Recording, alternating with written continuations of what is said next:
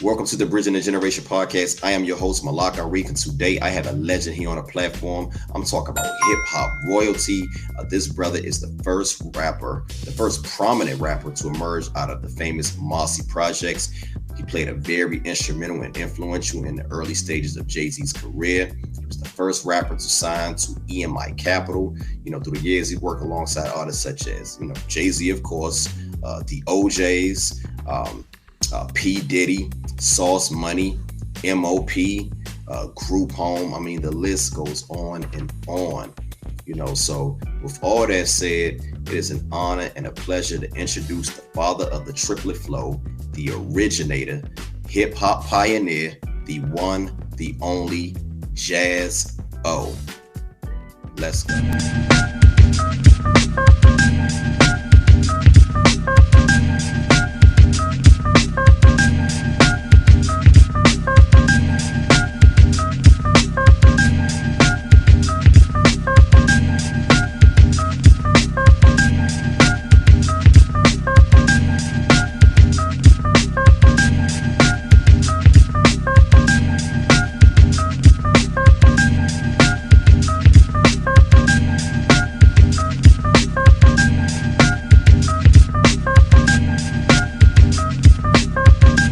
To the Bridging the Generation podcast. As you can see, I have a legend on the screen today, the one and only, the originator himself, Mr. Jazzo. What's going on, brother? What's going on, fam? How's everything?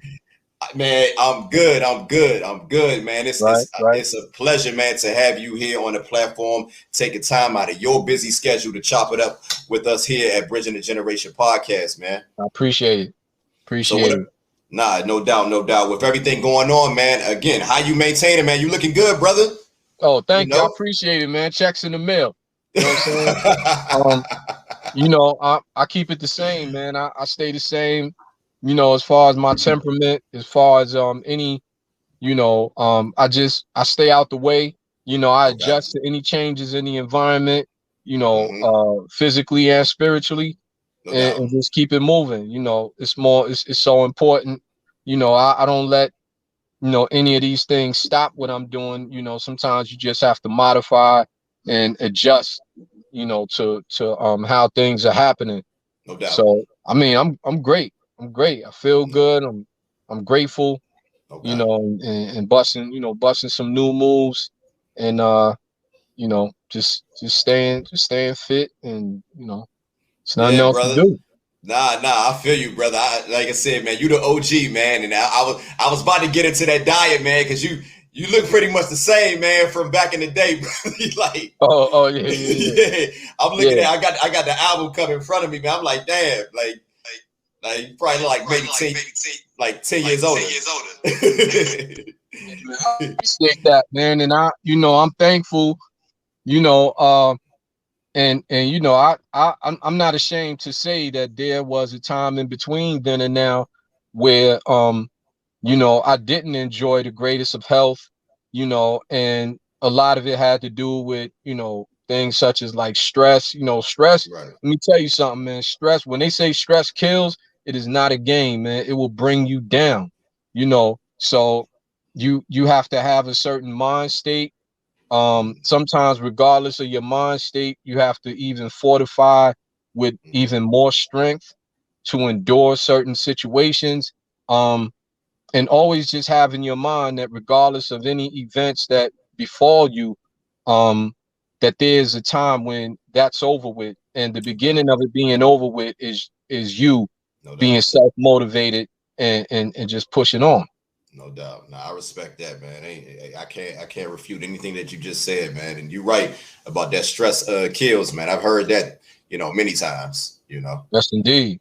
So look, brother. With all that being said, man, I want to get into your story, man. I feel like you're one of these unsung heroes. And speaking of unsung need to have you on there, man. They need to stop playing. That. Kathy Hughes, Kathy Hughes, go ahead and get Mr. Burks on here, man. Stop playing. I've heard that. Respectfully, Miss Hughes. Of course, and yeah, I mean they should, but I feel like maybe I'm not the one to say it. I'm glad you said it. A few other people said it. I don't know I don't know who's listening to them in particular, Right. but yeah, you know, it would be something that I would thoroughly enjoy. Nah, no You doubt, know. no doubt, no doubt, Hmm. man. Like I said, man, I feel like you one of these unsung heroes, man. You one of these brothers that was way ahead of your time. So I want to talk about this title, man. You know, you being called the originator, because to my knowledge, man, you are the originator of this triplet flow. So talk to me a little bit about how did you earn that title and how did you come up with the triplet flow? Well, what happened was I've been actually doing that since the late 70s. And but I would do it just in like, you know, I would sprinkle it one place and I lay off it. And it was really the first time I ever did it. I was in my man DJ Cool KG's crib, and we were always making mixtapes. But mixtapes back then was a cassette tape, and the DJ spinning a break beat and you rhyming on it for anywhere from like a half hour to 45 minutes, straight, and then you turn it over. If you got the 90-minute Max L joint, Yeah. when that runs out, you flip it over, and then you get back in it, because we were true students of the game, and we put that work in. So as it happened, to make a long story short, um I was always writing rhymes. So one day I wrote a rhyme. It was something that I really wanted to say. And anything about time signature, most of the beats, the break beats and so on and so forth are like 4/4 4/4 time signature. And what happens is in syncopation you usually rhyme like on 16ths. Most of the like if you Now, 16ths. now, let me ask real quick. I want please don't forget your train of thought, but I want to interject for a second. Now, were you aware of Okay. these things at the time, um as far you as know time it's and funny signature and things of that nature? it's funny. I'm not like a Juilliard student or anything like that. Right. And it's crazy how I learned it is because I was always a math enthusiast, one. And secondly, when I started getting into sequences like music, digital sequences and drum machines and stuff and such, that's when I really learned it, because I read the manuals, and the manuals for it back then was for people who were musically inclined, who understood time signature. And I'm like, yo, what's all this time signature? And I figuratively and literally did the math and was like, okay, I get that now. Gotcha. And then in junior high school I played the trumpet, so I understood time signature and so on. Okay. So um so what happened was I had too many syllables or too many words Mm. that wouldn't fit in 16ths. If I use every 16th in a bar, then it wouldn't fit. No So I doubt. had to double up, then eventually triple up, you know, but the first one was a double up because I doubled. It was like 2 or 3 30-second, Right. 1 30-second beats, as far as the syllable. And when I did it, KG waited till like the end of, when we finished and everything and we were listening back, and he was like, yo, what was that you did in that rhyme, man? Like, I never heard anything like that. And he was like, yo, that was crazy. I was like, yeah, and I told him the same thing I just finished telling you without, going through the whole time signature Right. bit. Right. And he was like, yeah, he was like, you should do that more. I was like, okay, because I'm gonna keep it a buck. Like I was so full of myself, man, because I mean, since the 70s, I've been receiving accolades like, yo, you Right. the Right. best that we ever heard and all this other stuff. So I was over myself, but Right. at the same time, like I was well confident in my skill set. So I didn't pay much attention to it. Fast forward, after the whole Jay-Z and I had met, you know, and Jay-Z and I, we started writing, we started writing routines together, Right. and I'm sure it's well documented in books and stuff how, you know, we'd be at the kitchen table, either at his crib or my crib. Right. And we just be on a super sugar high, eating Haagen-Dazs ice cream and Fruit Loops and Apple Jacks, like, you know what I'm saying? And putting that work in. And the ironic part about it is that we knew we didn't need practice per se. We didn't need practice. It was just all about, like, we love what we do, and every time we met was a celebration of our talent. You know what I'm saying? And the love of the creation of, you know, a new concept, and so on and so forth. So so he knew about me doing, you know, like doubling and tripling up, you know, my words and stuff. Right. And so he started incorporating it in his lyrical content. And so when I got the deal, well, actually, let me step back a second. In 85, we put out a song that went out in 86 called HP Gets Busy. HP gets, yeah, I checked that. I looked that up on YouTube. Yeah. So we kind of sprinkled that in a little bit on there. If you listen to the joint, you know, Jay-Z and myself did. And so so that was just a continuation of what we had started. But then when I got the deal in 88 with EMI, you know, I was doing it a little more.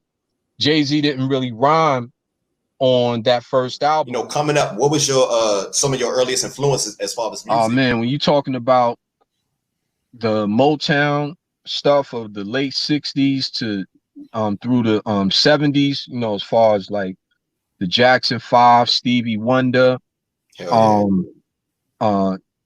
definitely, you know, like the Four Tops, Temptations, and then outside of that, you know, Aretha Franklin, Donny Hathaway, one of my favorites. Yeah, I can listen to Donny Hathaway all day long, and Layla Hathaway. Layla Hathaway, her voice just puts me in the zone, and her technique is like just ridiculous. Like, I love Layla Hathaway, and so that's the type of music I listen to. But what got me, you know, involved, like music wise, was really stuff that was before my time. I mean, one of my mother's favorite groups was the Platters. And then she loved the Four Tops, the OJs. My father, he listened to you know, a plethora of music genres, everything from like Diodata to Chick Corea. Woo, that jazz fusion. Right, exactly. You know, Bobby Womack. Like, I can go on and on, like, you know, and then James Brown, you know, he was dominating the charts through from 60s through the 70s anyway. So whatever you were listening to, you couldn't go without hearing a James Brown song anyway. So that's right. But yeah, that was my love. And then, you know, that brought me through it. You know, the Ohio Players, definitely. And, you know, hey, you can see on the wall right there. I don't know if you remember that one right there. Oh yeah. That's that Honey album, 1975. Oh, that's my favorite. That's with Sweet Sticky Thing on it. Yeah. Some joints on it, Alone. Yeah. Yep. There's some joints on there. Matter of fact, you sample Pain. Yep. You sample Pain on Brooklyn's Finest. That's right. Yeah, no, that was Clark Kent. My bad. That wasn't okay. Cool. Shit, I wouldn't mind taking, you know, it ain't like an insult taking credit for that. That beat was hard body. But I did use FOP for Rap Game, Crack Game. That I was trying to. Hey Jazz, I was trying to figure out where have I heard this track before. That's on the Volume 1. Yeah, and I was trying to figure out where have I heard this drum line and this bass line from, and it finally hit me. Like, that's from FOP, which is also on this project right here. Definitely, Yeah, definitely. So yeah, that, man. so that's my style, you know, as far as a lot of that, you know. And I listen to a lot of other things. I love jazz. I love like um Gary Bartz, Bobby Hutcherson, um George Duke was one of my favorites. You know, Donald Byrd, Whew. you know, And the Blackbirds. definitely, Yeah. definitely. You know, I've been I've been getting in tune with some Phyllis Hyman lately. You know, she was so slept on, man. Yeah, So Philadelphia. slept on. Very dynamic voice, you know, a Yeah, beautiful woman, you know. Yeah, yeah, so that's how I rock, you know, and I'm saying, you know, I'm not saying I don't turn up. I'm just saying that, yeah, yeah. you know, music um is more of a calming therapy for me, you know, an Therapeutic. emotional release, if you will. No, I get it. I get it. So look, now you originally from, Marcy Projects. And Hmm. from my knowledge, you and Jay-Z are the uh really the first two artists that I've ever heard that were from Marcy Projects. So talk about Marcy a little bit, and if there's any other entertainers, so to speak, or people that we should know of from Marcy, talk about that as well. Uh I mean, besides myself and Jay, I mean, you Oh, got Sauce Money. Sauce Money. I yeah, forgot you about got Sauce Money, you got Memphis Bleak, um, you got Yeah, me and Bleak the same age. I didn't mention him because me and him we the same age. I'm talking right. about people that's like the OGs. Like you guys older than us. Oh, nah, I mean, before then it was just like DJs, like, you know, like DJ Frankie D, Hmm. you know, uh, and his boy Tony G, Okay. one of my bros as well. So yeah, but I mean primarily it was me and fortunately, you know, through me it became him as well. So look, let's go back. Let's go back a little bit.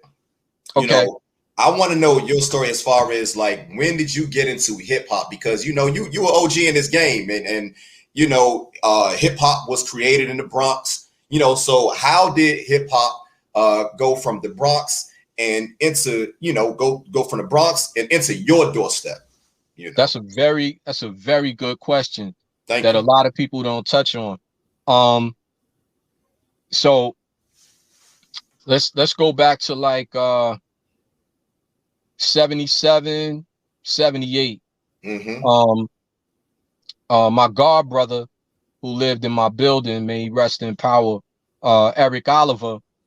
Um, you know, I spent a lot of time at his crib. You know, he lived on the 5th floor of my building. I lived on the 6th floor. Um, so he and I, we like kids do, joked around a lot, um, pulled pranks on it. He was a little younger than me, but we Yeah. pulled pranks on each other, all kind of shit. So anyway, um, one day, and you could hear like if somebody got the music out on our side in the park that's close to where we live, Okay. you know, is this cat that lived on the 5th floor as well. His name is Lenny Morgan, and I think they moved from over there, but Lenny moved on the other side, and Lenny, he still would be on our side, and he Gotcha. would come through there like, "Yo, they got the music out," and he had like, and he would say it in like a falsetto voice, like they got the music out, they got the. He was a clown. He He was sounded a like clown. he sounded like one of the brothers from the Delphonics. Yeah, yeah, and he didn't talk like that, but Yeah. sometimes he did. But it was funny, Right. and it was entertaining. Like he was a funny dude, and but he was cool. He had a good heart. Um, and so one day we heard that from my window, and Eric was like, "Yo, man, I bet you can't MC on the mic like how they be rapping on the mic." And I knew he was using reverse psychology to get me involved in that, which I got to be honest, I had no interest at all. And so you know, I just prided myself on having the ability to do anything that I put my mind to. Okay. So he kept going on, and just to shut him up, you know, I wrote this 8-bar rhyme. And whether he was fronting or not, you know, he gave me the impression that he was amazed, you know, probably surprised that I could do it, Right. and surprised that it came out, and surprised that I put it together so quickly. And that really began everything. You know, he was singing my praises, you know, and walking out the door of my room, I could barely fit through because my head was Right. like this. You know what I'm saying? So I was like, yo, it's on. I'm gonna write me a couple of more rhymes, and, you know, so on and so forth. And that's what started it. And then me and another neighbor slash, you know, great friend of mine growing up, Ronald Henley, me and Ron and Chris lived in the other building. We used to go to Ron's uncle's crib in Red Hook Projects, because Ron's uncle, he called himself Uncle Man. He wasn't Uncle Man, but he called himself DJ Mango. Okay. And they called him Mango, so they would call him Uncle Mango, and he was known as DJ Mango. And he used to play music like how we used to jack the juice, you know, the DJs in my projects, you know, jack the juice from the light post. Get the electricity, yeah. Mm-hmm. He did the same thing in the hook. Yeah. And so, but he also did like house parties and stuff, and he was known throughout the projects. And, you know, now who was some of the other brothers that was popular, you know, as far as you know, rappers? Or because back then, you know, the DJs were the guys that had the names back then. Who was some of the other guys out around that time? You had from my projects, you had Frankie D. You had the Brucey B from my projects. There's another Brucey B who didn't live, he didn't live in Marcy, of course, but hold up. The world famous Brucey B, he's from Marcy? No, he's not. That's what I was mentioning. It's another Brucey B that was from Marcy, and he was popular as well. And like I said, Frankie D, his partner Tony G. Okay. Then you had Master D, who was also known as DJ Lance, who passed away recently. Yeah, I heard of DJ Lance. Yeah. Mm-hmm. He was very from Roosevelt. He was very popular and a great friend of mine, and he's so very much missed. Just a real down to earth, cool dude. I mean, that was it.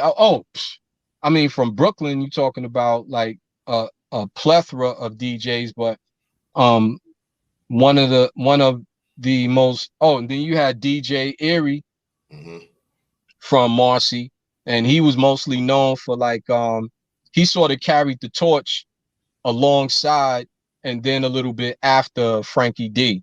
Okay. You know, as far as putting the music out in the projects. And then, you know, I had a couple of Kings County Marcy Day you know, events, you know, where I ran a basketball tournament. You know, I bought ponies and stuff like that for the kids to ride, you know, ponies, you know, the baby right. Shetlands and stuff like that, you know, the clown makeup thing, just a whole bunch of things. And DJ Erie was a big part of that. You know, he participated, you know, I got him to DJ on that level. So, and then we had Grandmaster Flowers, who wasn't from Marcy, but he was a very well-known DJ in Brooklyn. And we all knew him for DJing, but we also knew him because he just had the most elaborate speaker system or monitor system, you know, that you would ever we ever witnessed coming out, like you know, with music outside, and even music, because back then when you threw parties, it wasn't necessarily a club. Gotcha. It would be like in a gymnasium or you know, or the Y and shit like that. And these DJs, and they didn't have the rentals like that back then.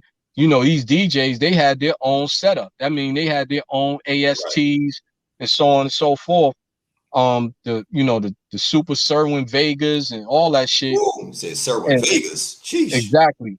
So um so there was a he was also well known for and this is Grandmaster Flowers. He was known for he worked at damn, what's the name of the store? I think it was AST on Canal Street in Manhattan, in Lower Manhattan, where they sold all the Serwin Vegas, all of the power tweeters, everything. Damn. So yeah, those were some of the guys. I mean, you have to remember this is before there were a slew of records coming out. So That's you what I'm didn't have thinking. That's what I'm like, man, they got all this equipment, but at this time, hip hop is not like popping like globally or nationwide, you know. not at all. Not at all. This Yeah. I mean, it was a New York thing. You know, like again, we talking about the mid to late 70s. And it was a New York thing. And it was, you know, and it was relatively new in the Bronx and Queens.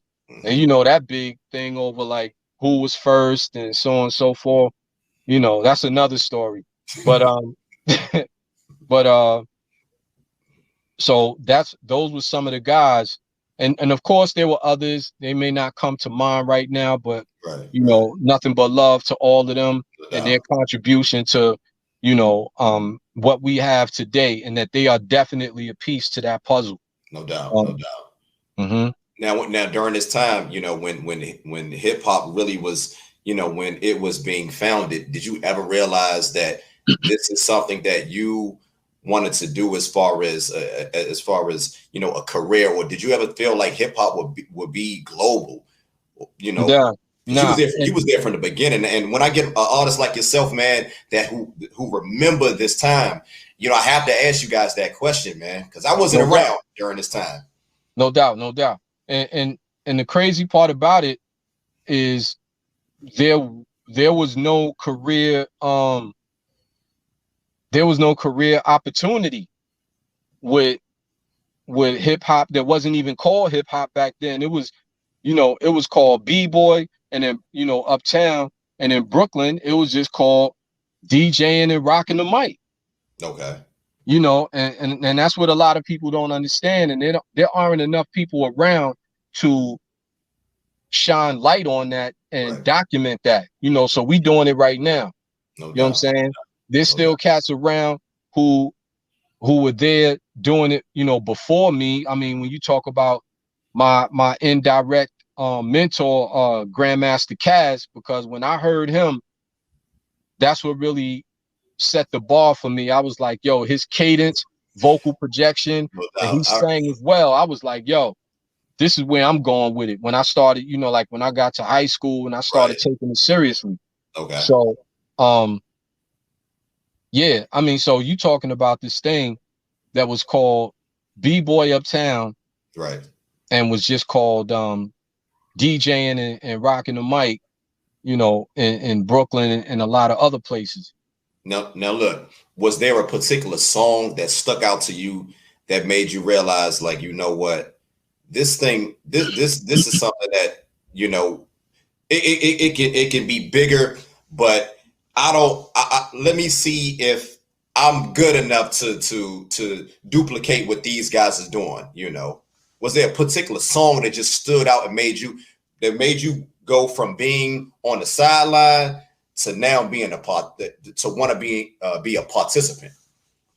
I could say one thing, and I know anybody from the projects, they hear what I'm about to say, they can definitely relate. We were in me and a couple of my guys, and actually my boy Ron was there with me, because we played a lot of basketball together. And so it was the first time that we heard King Tim the Third. The Fatback Band. Exactly. 1977. Exactly. So when I heard that, I was like, you know, it was one of them things like it was like, oh, word? Oh, word? Because before it was just like you heard recordings, like, you know, Right. we were making the mixtape and, you know, things like that. And we were hearing about other cats like, yo, you heard such and such in Tompkins, you know, he biting off your name. He got the same name as you, but he changed the B to an E and all this other shit, you know. But this was the first time like it hit the radio, Okay. you know, because the Fatback Band, you know, was a known R&B group, and they just bust out with, you know, this 10. It's got to be at least 10 minutes. Yeah, that's 10-minute rap song. It take up half the first side of that album. Oh, that vinyl, right? Yeah, that vinyl. Yeah. Yeah. So it's crazy, and when I heard that, that's when I knew. I was like, yo, it's on. Okay. I could be. I want to make, and that's what made me say like, yo. And I didn't really relate it to anybody or relate it to anybody. I was just like, I'm gonna make a record. I'm going to make a fucking rap record, you know. And then right behind that, you know, you had Sugar Hill Gang. Then you had, you know, you had Sequence. You had, you know, Zulu Nation Beats. You know, and their plethora of groups. Oh yeah. And their interchangeable groups. They reminded me a lot of hip hop's Parliament Funkadelic. Yeah. You know what I'm saying? Even down to You the had some clothes, members man. that was down with Funkadelic that played with Parliament. Yep. And what's the other group? Bootsy's Rubber Band. Bootsy Rubber Band. It was the same shit. Yeah. You know what I'm saying? Brides of Funkenstein and all that. They was interchangeable. Exactly. Interchangeable parts. Yeah, definitely. So they reminded me of that. And I particularly I mean Lisa Lee and Sha Rock, like that was man. Yeah, that was just the most sexy thing that I heard at that point, because usually, you know, you heard if you heard a female, you know, because we have female MCs in the projects, none that I really remember their name, but you know, they would get on the mic live and they would all just sound like you know, they sound like what's his name? Mr. Bill from the old Saturday Night Live and shit. Yeah. Oh no. You know what I'm saying? So I couldn't really relate. But when you had like Sha Rock and Lisa Lee, who had that vocal projection, they had that tone, that sexy tone, and you know, you had some girls then, you know, and they sounded real, you know, very masculine. And I always thought that was sort of like a turn off. Like that's just me, you know. I'm not judging. I get what you're saying, because like when I listen to Sha Rock, I hear the aggression, but it's feminine aggression. Exactly. And I love that shit. So her and Lisa Lee, they were like standouts to me. And it just a slew of records came after that. And, you know, around that time, you know, I started, you know, getting equipment, you know, the around the time, like that's when the TR-808 became popular. And you know, everybody had one of those. Yeah. And you know, they had like the DDM 110. I forgot who the manufacturer is for that. Just a whole lot of drum machines, and it was this one where you couldn't even program the drums. So the TR-808 was revolutionary because it was one of the first actual mainstream widely used studio drum program machines that you can, like I said, you can actually program the drums, because they had a whole bunch that, you know, they would have like Rock 1, Rock 2, and Rock 3. They have these other genre of musics, 1 and 2 and stuff like that, because they were already beats inside it. So you couldn't program a beat. They didn't even have sync. But those ones was giving you that same sound that a lot of those groups like Cameo and all them. It was giving you those type of sounds. Nah, it was before that.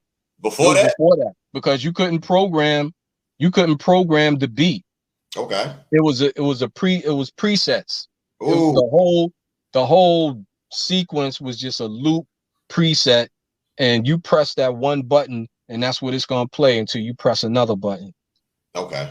So really, that was your introduction to production as well, because we, also, we forget how dope of a producer that you are, man. Thank you. Checks in the mail, bro. Yeah. Those producer credits is crazy. I'm looking at them right here in my face, and I'm like, yeah, I forget about some of these songs, man, that you produce, man. So let's go back. When exactly did you meet Jay-Z? And when did you guys decide that, you know what, let's form this tandem. Let's work together. What did you see that was special in him, and vice versa, that made you want to, work with this brother? Okay. Firstly, I had just come back to the projects from Virginia. I went to Old Dominion University for about 2 years, and I just dropped out of college because I didn't want to be there. Okay. It wasn't a what was you majoring? You was majoring in accounting, right? Yeah. Okay. And and I just thought, I was like, yo, this is not my life. This is my family's version of my life, not my life. Gotcha. So I had to, so as much as I respect, my mother, my grandmother, and, certain other people in my family,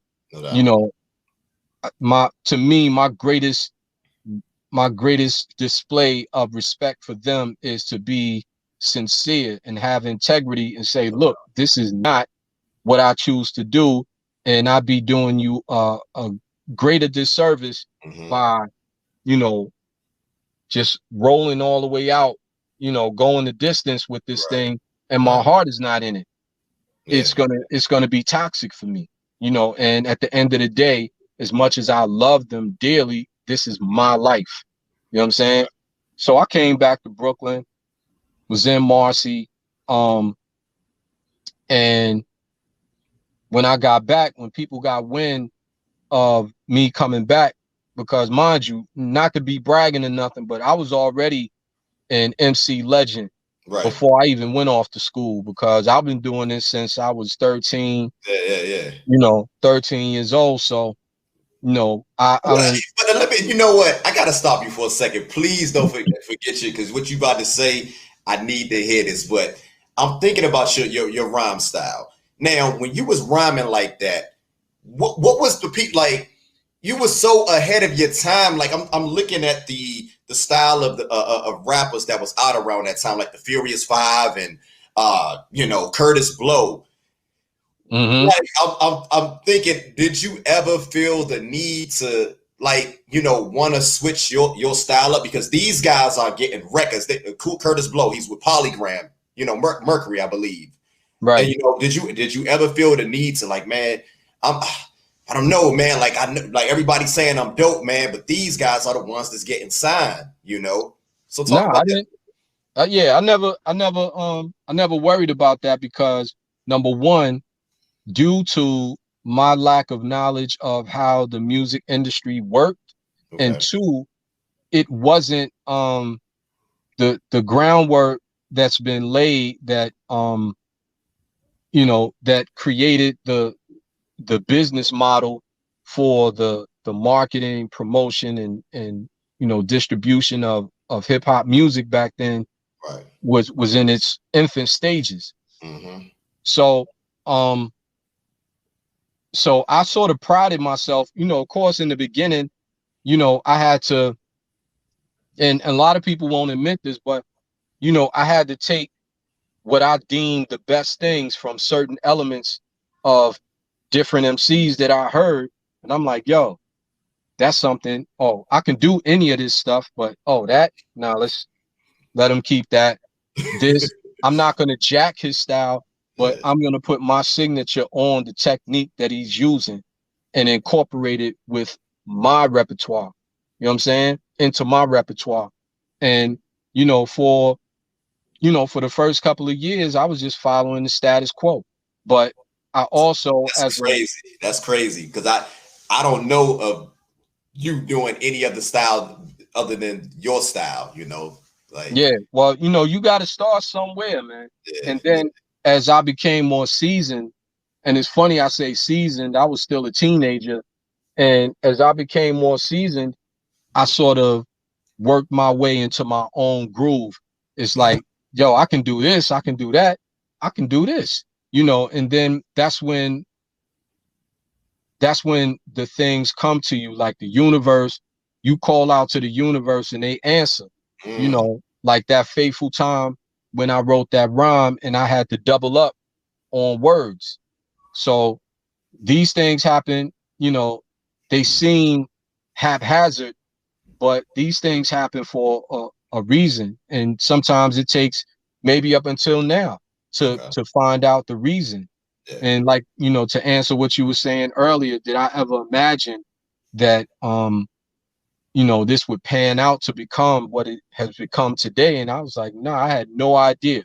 My plan was when I heard King Tim the Third and we was at 297 Park, and my thing was like, man, I'm gonna make a record and let's see what happens from there. Because the outcome from that, it wasn't like we weren't thinking about, or I wasn't thinking about tours and shit like that. What I was thinking about was basically what was going on. It's like, yeah, I'm gonna get mad paid. I'm gonna play in all of the community centers all over Brooklyn. like there was a ceiling, like there was a ceiling on how high you thought hip hop could go. Exactly. And How that, far you thought it could go. yeah, and for the most part, that was the ceiling, because I mean, shit, we weren't thinking about the Garden, we weren't thinking about Nassau Coliseum, or we weren't thinking about any of that shit. We weren't even thinking about albums, Right. because the album that King Tim the Third was on was basically an R&B album. Exactly. You know what I'm saying? So it wasn't even about that back then. That was the only song that was like that. That's right. That's right. And you had a song a little before that. Isaac Hayes made a song called The Rap. I don't know if you know about that song. Ike's Rap. Exactly. Ike's exactly. Rap. Yeah. Thanks for the correction. Ike's Rap. Take my yeah. I appreciate that. Yeah. But so that was the ceiling, as you say. So until then, like, we just did not realize it could go to that extent. So meeting Jay-Z was the result of my bro Nike from the Mighty Shirt Kings, who had the store in the Coliseum. So anybody who saw, like, you saw, some of the greats in that around that time, like and this is a little later, like Rakim and LL, all those, G-Rap and Polo, Eric B along with Rock. So when you saw, like, the whole designs, like they had Mickey Mouse, the Disney characters with, with the big gold chains, the gold ropes and the medallions, and standing in front of me. I'm from DC. I used to see that in the Source magazine. So not the Source, the Word Up magazine. I didn't know about Shirt Kings, until like maybe 94, 95. But I know it. I remember seeing that stuff back in 89. I didn't know that it came from a store called Shirt Kings, though.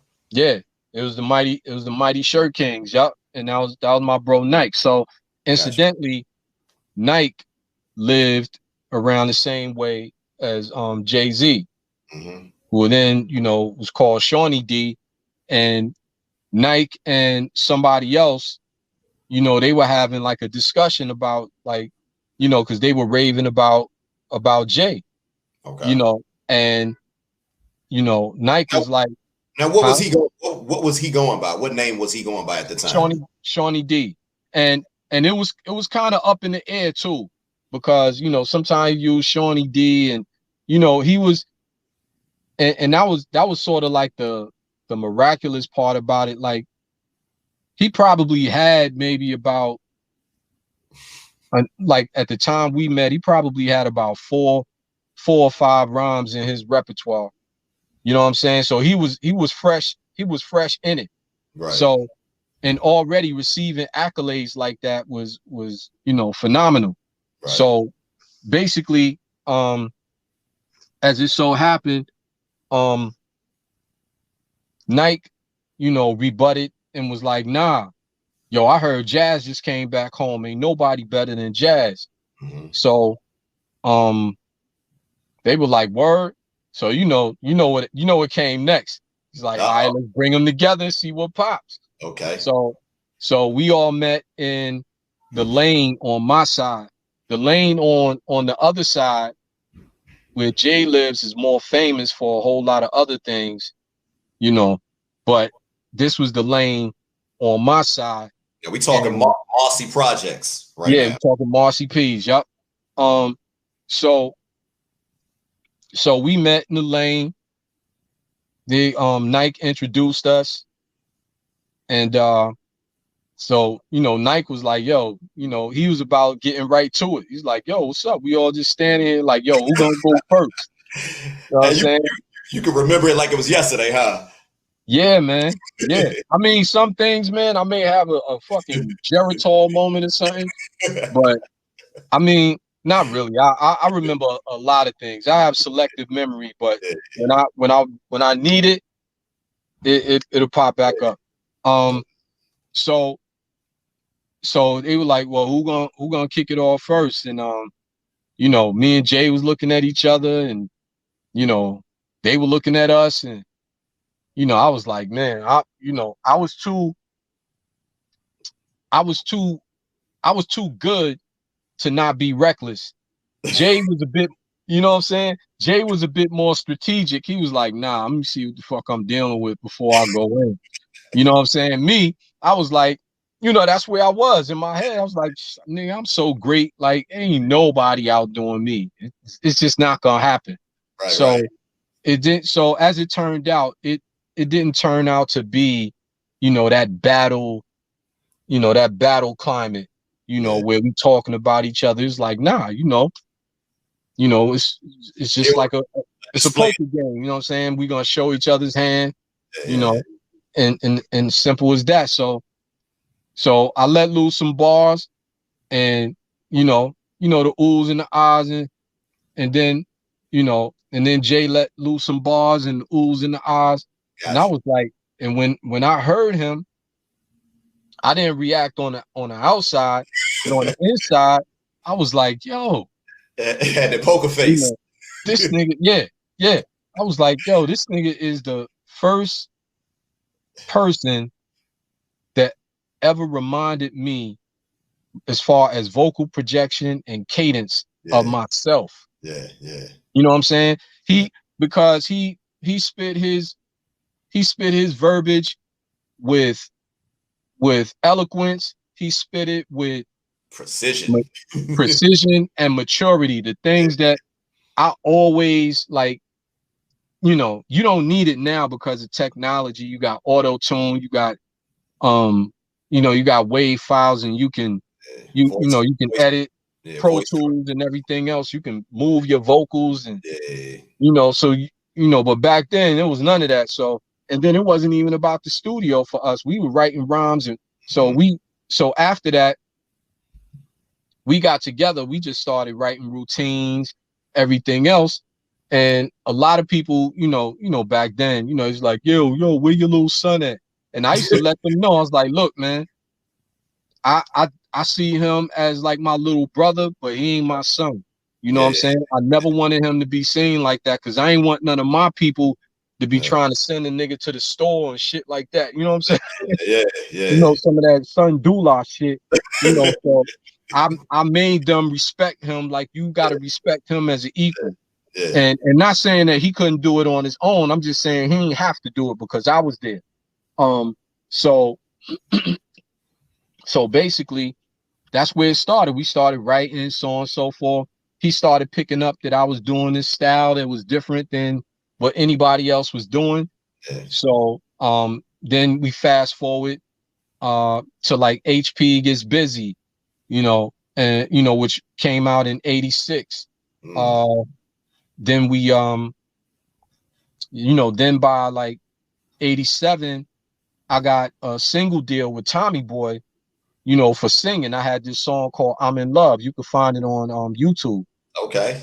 And so then in 88, because me and Fresh Gordon, we were doing a lot of stuff together. So we did this like 20-minute thing called The Mission. Okay. So it started out with this little now hold on. This is the same Fresh Gordon that we used to work with the Fat Boys. The Fat Boys father. Yeah. Yeah. Okay. Yep. Okay. Fresh Gordon. Go ahead. So me and Fresh, we had a deal, we had single deals at Tommy Boy around the same time. Okay. And actually he's the one who introduced me to Tom Silverman and Monica Lynch. So so moving ahead, after that, me and Gordon, we did a song called My Fila. And then in 88, an affiliate of Gordon's, this guy JP Edmond, who in the beginning stages managed Dana Dane, and also was an affiliate to Herbie, the Herbie who managed Salt and Pepper. Exactly. Yeah. So, and that's a whole other story branch off into. But so JP was like, yo, I know these guys, they probably want to hear what you got. Okay. So he set up a meeting with Vincent Davis from Vintertainment. Keep sweating. Right. And Scott Folks, who later on became A&R director at EMI. Okay. So at this initial meeting, they played, he played The Mission, which was about 20 minutes. They listened to the whole thing, which was a surprise. It was like the whole thing. And on it, not only was I rhyming, I was also singing, because I had these little jingles in between and then jump back into the rhyme and so on and so forth. Yeah. So they were impressed with that. And I guess due to their backgrounds, they were more, and especially with the music, with the industry game, gotcha, they were more inclined to gravitate toward the singing, my singing vocals. And then, and not to cut you off, but real quick, at that time, I wouldn't say hip hop was at its infancy, but rhythm and blues was at the forefront of Black music at that time. Exactly. Again, the Midnight Star, Atlantic Star, and Renee and so I most definitely. Yeah. So by the time they finished listening, they approached me with, yo, we don't get us wrong. We like your rhyming, we like the raps, but we want you to sing. Wow. And I was like, I ain't doing that. I ain't doing that. And I could say as little as a couple of months later, they signed Keith Sweat. Entertainment, yeah. Exactly. So yeah, so that was crazy. But and then some people would have said, well, you blew your shot because look at Keith Sweat and this, that, and the other. But I was like, well, Keith Sweat is Keith Sweat and I'm me. I chose not to do that. I and my whole case back then was like, well, I didn't hear no bars from Keith Sweat. You know what I'm saying?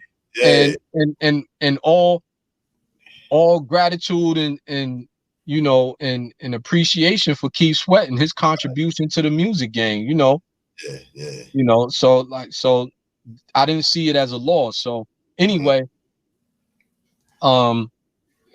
full circle, it came back where this gentleman who used to frequent Gordon's crib too, because everybody was out. I mean, Fresh Gordon has like Biggie vocals.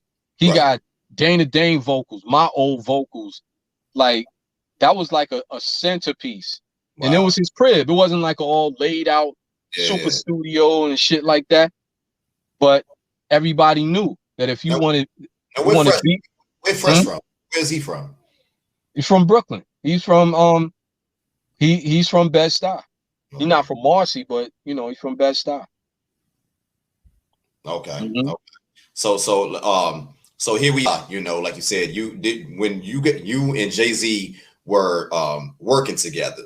Now, did you guys ever decide, like, you know, maybe we should become a group? Because, you know, it seemed like, you know, you guys were always solo acts, you know. Not really. Again, that's recent history stuff. So when we started writing together and you know doing routines, and you know we had this thing where we started coming out, like when DJs brought the music out, you know, we used to have our own chord, and we had this little drum machine, a DDM 110, and so so we would come out and you could turn it off and still have audio with certain drums on the drum pad. Gotcha. So you could just kind of go like boom. Hold on one second. It's all good. Excuse me. So you could go like boom, boom. You know, you could just make the beat with your fingers. Yeah. So what we did, we would come out and everybody knew what time it was when we came out. You know, it's almost like they, you know, whatever the DJ was doing with a certain record. No doubt. Pardon me. It's all good, bro. Every time, like when the DJ is doing something with a certain record, you know, the motherfuckers, you know, they'll wrap that shit up. You know, they'll Dave Chappelle wrap that shit up. So, because they knew what time it was. And when we came out, we had our little chord that go into the mixer, and you know, we do a little sound check, and everybody's waiting in anticipation. And the funny part about it, whichever one of us rhyme first, you know, we start, you know, the other person is making the beat on a DDM 110 with their hands. We ain't using the DJ. Like the DJ has been made obsolete real quick. And here we go. So for instance, I'm rhyming and Jay is papping, you know, he's papping them pads and making a beat. And then, you know. So Jay knew how to work that shit?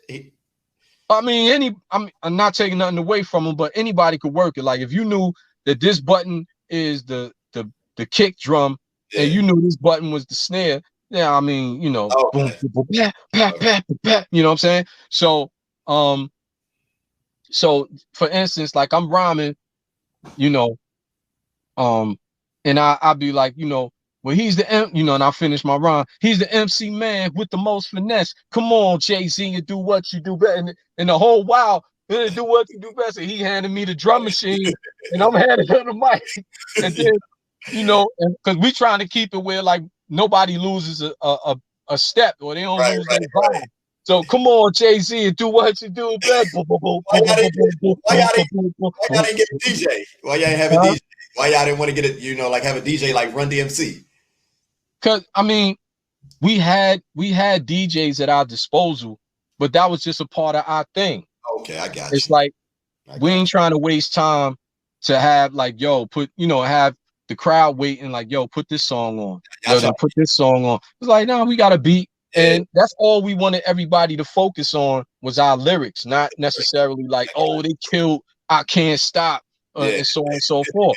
And so that's how we did it. And that shit was love. And we was known all throughout Brooklyn. Like it was like these dudes that get on the mic, they got their own little drum machine and they better than everybody.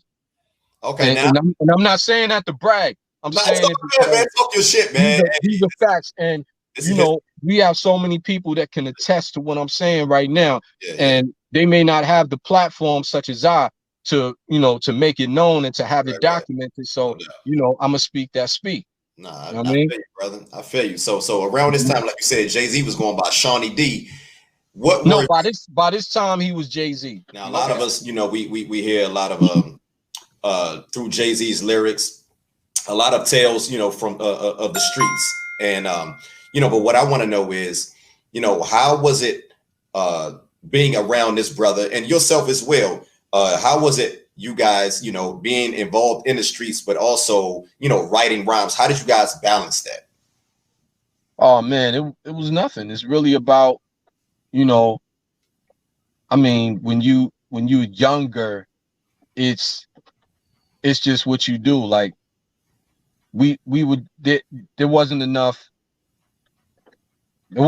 time in the day, you know, That's to rock out and do all the things that we had, yeah, you know, ambition to do. Like we just wanted to, you know, okay, so we gonna rhyme. Oh, so later on we gonna do this. You know, and I kind of, you know, I feel bad, but I don't feel bad. I kind of introduced him to the, you know, because you know we started doing shows at like Broadway International. I was winning, you know, MC contests and stuff like that, rooftop, and basically, you know, I would use that. It's so shameful. Um, I, you go ahead and flip, I would take use, go ahead and get that and flip that. I yeah, already I know. would use that. Yeah, I would use that. I would talk. I would talk to somebody who's connected in the joint, and I let them know, yo, you know, whoever needed, I got it. You know, because back then, you know, I was pushing blow. Yeah, yeah. So we would do shows. We would do shows, and I'm in there, and you know, a trusted individual of mine. I'd be like, yo, I'm gonna give you this right here, and you could take this off the top. I don't care what you do. I don't care if you make the whole thing off of one sale. As long as I get what I expect back, you Like in keep mine. what you keep. Mm-hmm. So that's how I rocked out with that, and that's, you know, that was a part of how I balanced it out. Um, Now, did he come? Did he come to you, or was this something that you showed him? Like, hey, brother, hey, man, I'm moving like this over here, man. If you want to get in, or you want, you know, you want to get down with this shit, hey, holla at nah, me. you know what? I never, he never came to me about it. He just knew that I was doing it, and I never approached him like, you know, with, you know, come on, do this with me or whatever, you know. Um, what happened was I exposed him to it, and in turn, you know, he sought out, and you know, it was so prevalent at that time. That's what, if you weren't doing that, you know, you were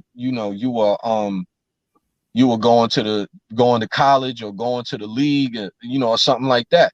Right. There was no other thing too much, you know. So, you know, he sought that out, and for the most part, I think a little bit of it was he saw that, you know, I'm not gonna sit here and say I was a kingpin by any means, Right. but he saw that I had quite a few extra things that a lot of the cats that was around us didn't have.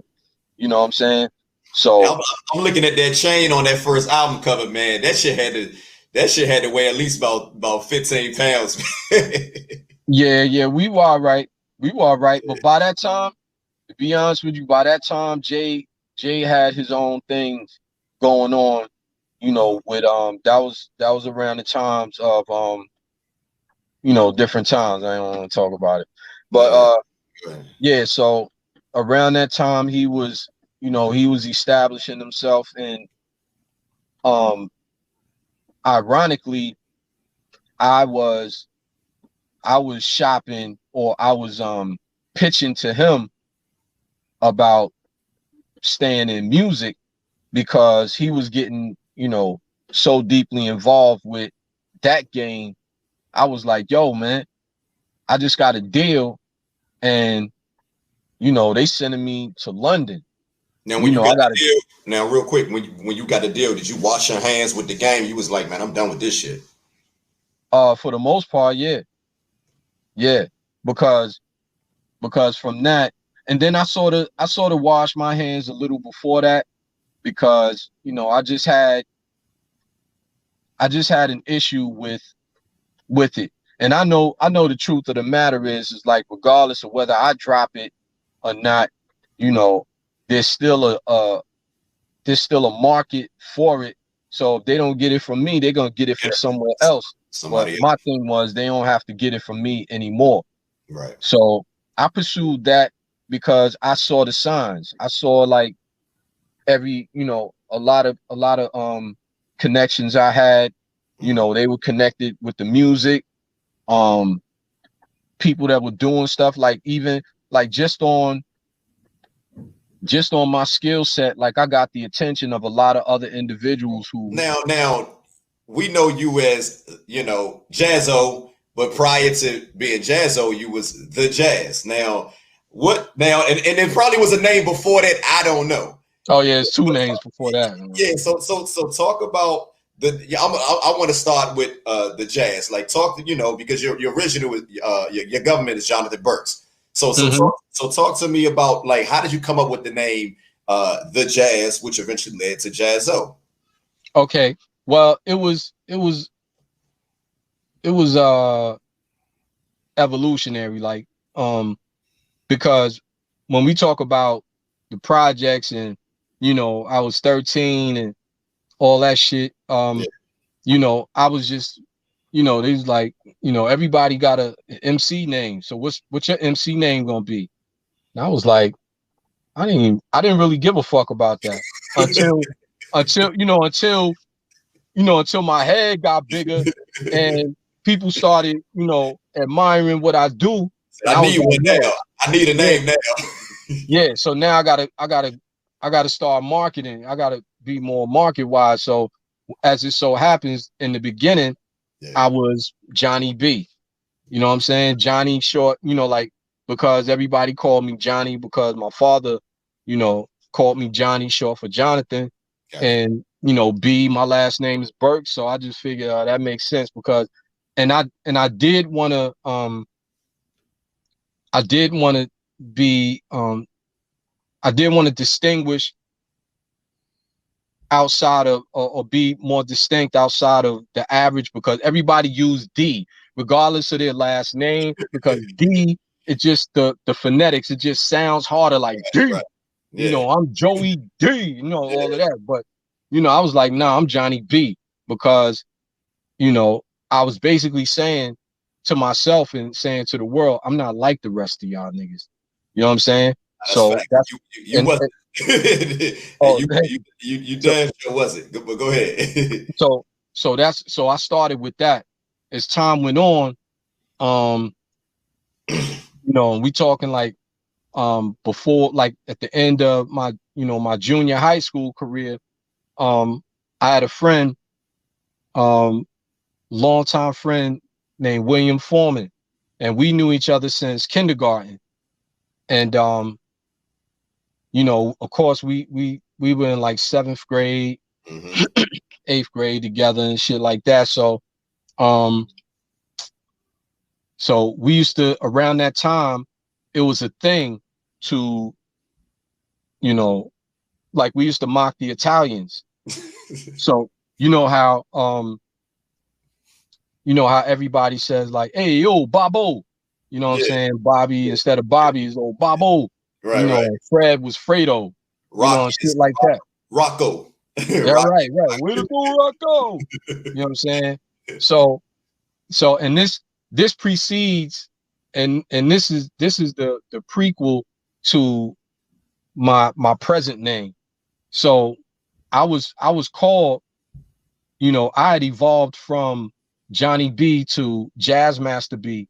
And of course, Jazz Master has nothing to do with rhyming and shit like that. Jazz Master is the person, excuse me, who's, leading or the main composer or the leader of a jazz band. Ensemble. Yeah. Right. So I just saw the word and I was like, and that was around the time like you had Grandmaster Flash, you had Grand Wizard Theodore, and you know what I'm saying? All these grand and so I was like, I ain't want grand because I ain't want to sound like these dudes, so but I did want to sound like them, you know what I'm saying? But with a little distinction. Okay. So I ran across the word and this shit is when you look back, like hindsight is 2020, like the shit is destiny. So I saw this word jazz master. And something just told me, because my name started with a J, is just to like look in the dictionary and look for a J word. It was just weird. But so I found Jazz Master, and then I started calling myself, you know, Jazz Master B, and then everybody, you know, it became my nickname. But of course, everybody wasn't gonna be like, yo, Jazz Master B, what's good, home? You know, so it evolved into jazz. So the latter part of my career in junior high school, you know, my man William Foreman, who we call Winky, he used to say, "Oh, Jazz, hey, yo, Jazz-O," you know what I'm saying, and call me Jazz-O. Yeah. Didn't pay much attention to that until way later on, but it was Jazz Master B. And then doing a lot of recordings with Fresh Gordon. Fresh Gordon sort of he put me so far beyond everybody who was doing anything. Right. So he was saying, yeah, jazz, you know, but then he said, nah, you shouldn't be jazz because that's just like a regular name. He used to say, you're THE jazz, like you're the jazz. So he used to call me THE all the time, like THE, what's up?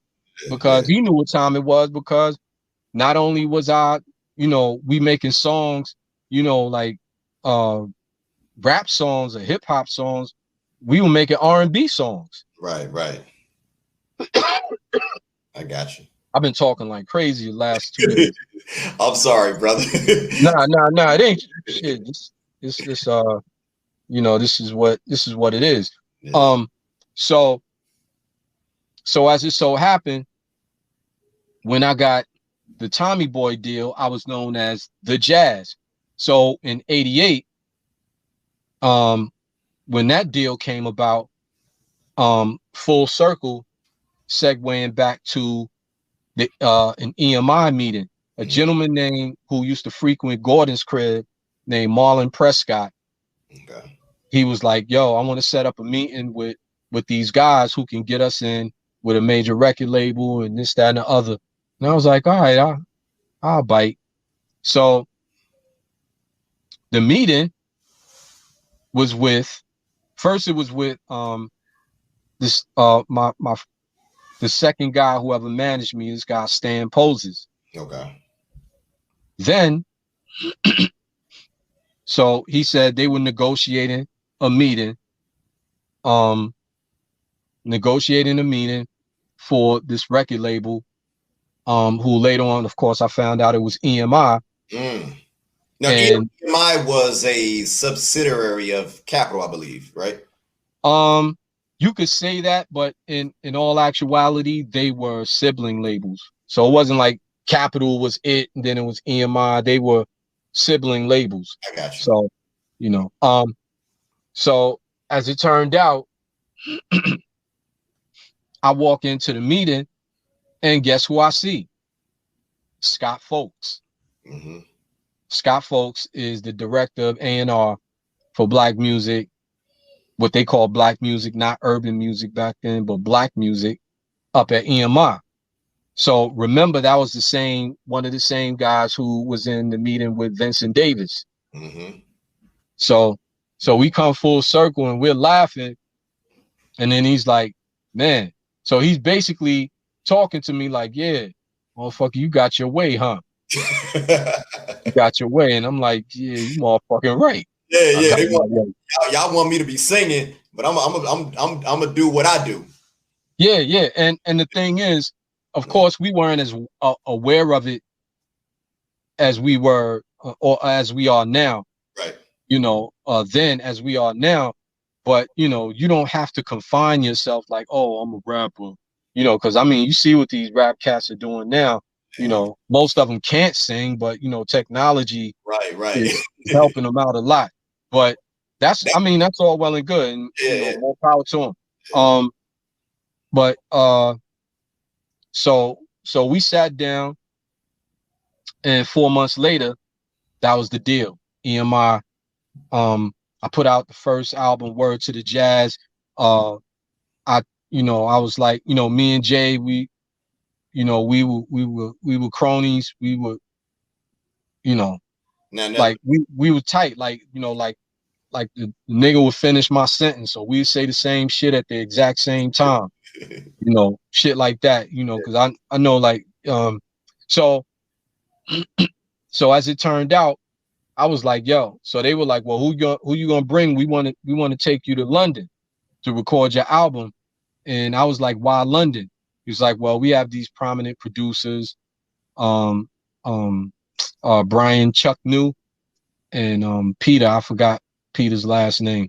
Why London? Huh? Like, why London? Why did you go to London? Because that's where they're from. And Brian Chuck New is known for, like, a lot of Cool Mo D songs like Wild Wild West and yep and shit like that. So basically they wanted to do that. And I was like, what's my motivation for doing that? Because just beforehand, which is another story, I recorded most of all of the beats for the album in D&D Studios. Legendary D&D Studios. Right. And and let me set the record straight on that.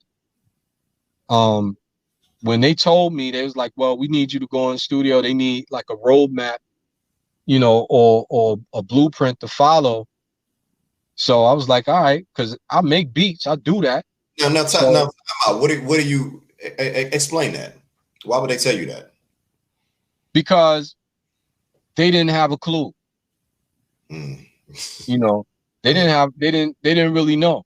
They didn't know whether I wanted to bring Gordon with me. They didn't know if I knew how to make beats myself. They didn't know any of that. All they knew, I get, they go out, take me out of the country and clean some money, and it worked for me. So the fuck I'm gonna say, it was legal. Now you were the first hip hop act on EMI Capital, I believe. EMI ever, yeah. First rap artist on EMI ever. And so another first was when they gave me the address and everything for D&D Studios, and I was they were on the phone, and then Stan, my manager at the time, he said, these guys are asking me, because I told them what kind of gear I needed. These guys are asking me, why does he need that? And you know why they were asking me? Because nobody had ever done hip hop beats or sampling or anything like that in D&D Studios before me. Wow. So they had no knowledge of what was going on, because the gear I was asking for, I said, I need an MPC 60. Yeah. I need a tone generator keyboard, and I said preferably the M1, the Korg M1 from back when. And I need a turntable and a mixer. And so they were like, what the hell is he gonna do with that? And my management didn't know either. They didn't know. They just like, yo, shit, as long as we get the money and you do what you're supposed to do and it happens. So I went into D&D for like 24 hours. I went in at noon, and my session was over about noon. I left there about 12:30. It was weird because when I walked in, the sun was out, sun was shining, and of course in the rooms I was in, and like I was going hard. Like it wasn't like I went outside, took a break, any of that. I didn't even know how the whole shit worked like that. Like I thought I was at a job or something. Like I was like, yo, they I got the bag, and everything in my life financially was taken care of. So I'm like, yo, I gotta work. You know what I'm saying? So I ain't leave that room. I didn't leave that room for 24 hours. You didn't pace yourself. I didn't care, because it was one of the happiest times of my life. I was like, Talk yo, about that, man. Talk a little bit about that, man, because I know that had to be, just getting that deal and being one of the first artists to record and being the first artist to record and D&D studio and put together this album, and also being the first artist to come out of Marcy Projects, brother. You are setting benchmarks for a lot of different things, So talk about that a little bit more. Yeah, so it was the happiest time of my life because not only was I receiving an opportunity to go abroad, right, to record an album. At that time, there weren't A&Rs to say like, we don't really like that song, or we don't like that. It was like, they don't know, but I do. So it's like, no, you doing this song, you doing that song, you doing this song, we doing that song, and that's it. And so that's what I did. And I had so much put this window down, I'm burning up in here.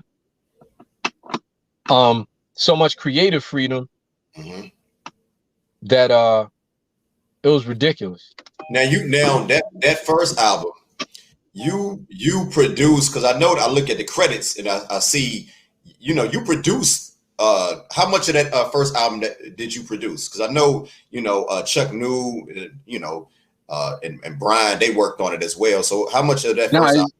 Brian is Chuck New. Chuck is his nickname, so they just call him Brian Chuck New. His name is Brian New. Yeah, and the other cat is named Peter. He's the more technical guy. So for the most part, I originally produced all of the songs beat wise on the album, except Hawaiian Sophie. And as it so happened, they were like, well, do you have a problem with these guys producing to a point, taking what you have created and upgrading it, because according to them, these guys were professional, producers. And it's like, just because I don't have a track record, like, I don't mean they better than me, but I went along because, again, that bag, you know what I'm saying? Because I'm like, I could still work my way around things. If I had known better, then, I would have said, nah, because then they eating away at my publishing. They putting, they getting splits on songs that they don't deserve. Shit, I could just get an engineer for that. Exactly.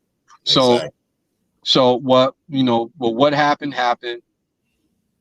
And again, I say it was the happiest time of my life because not only was I receiving an opportunity to go abroad, but to bring with me anybody that I chose, bring my own entourage.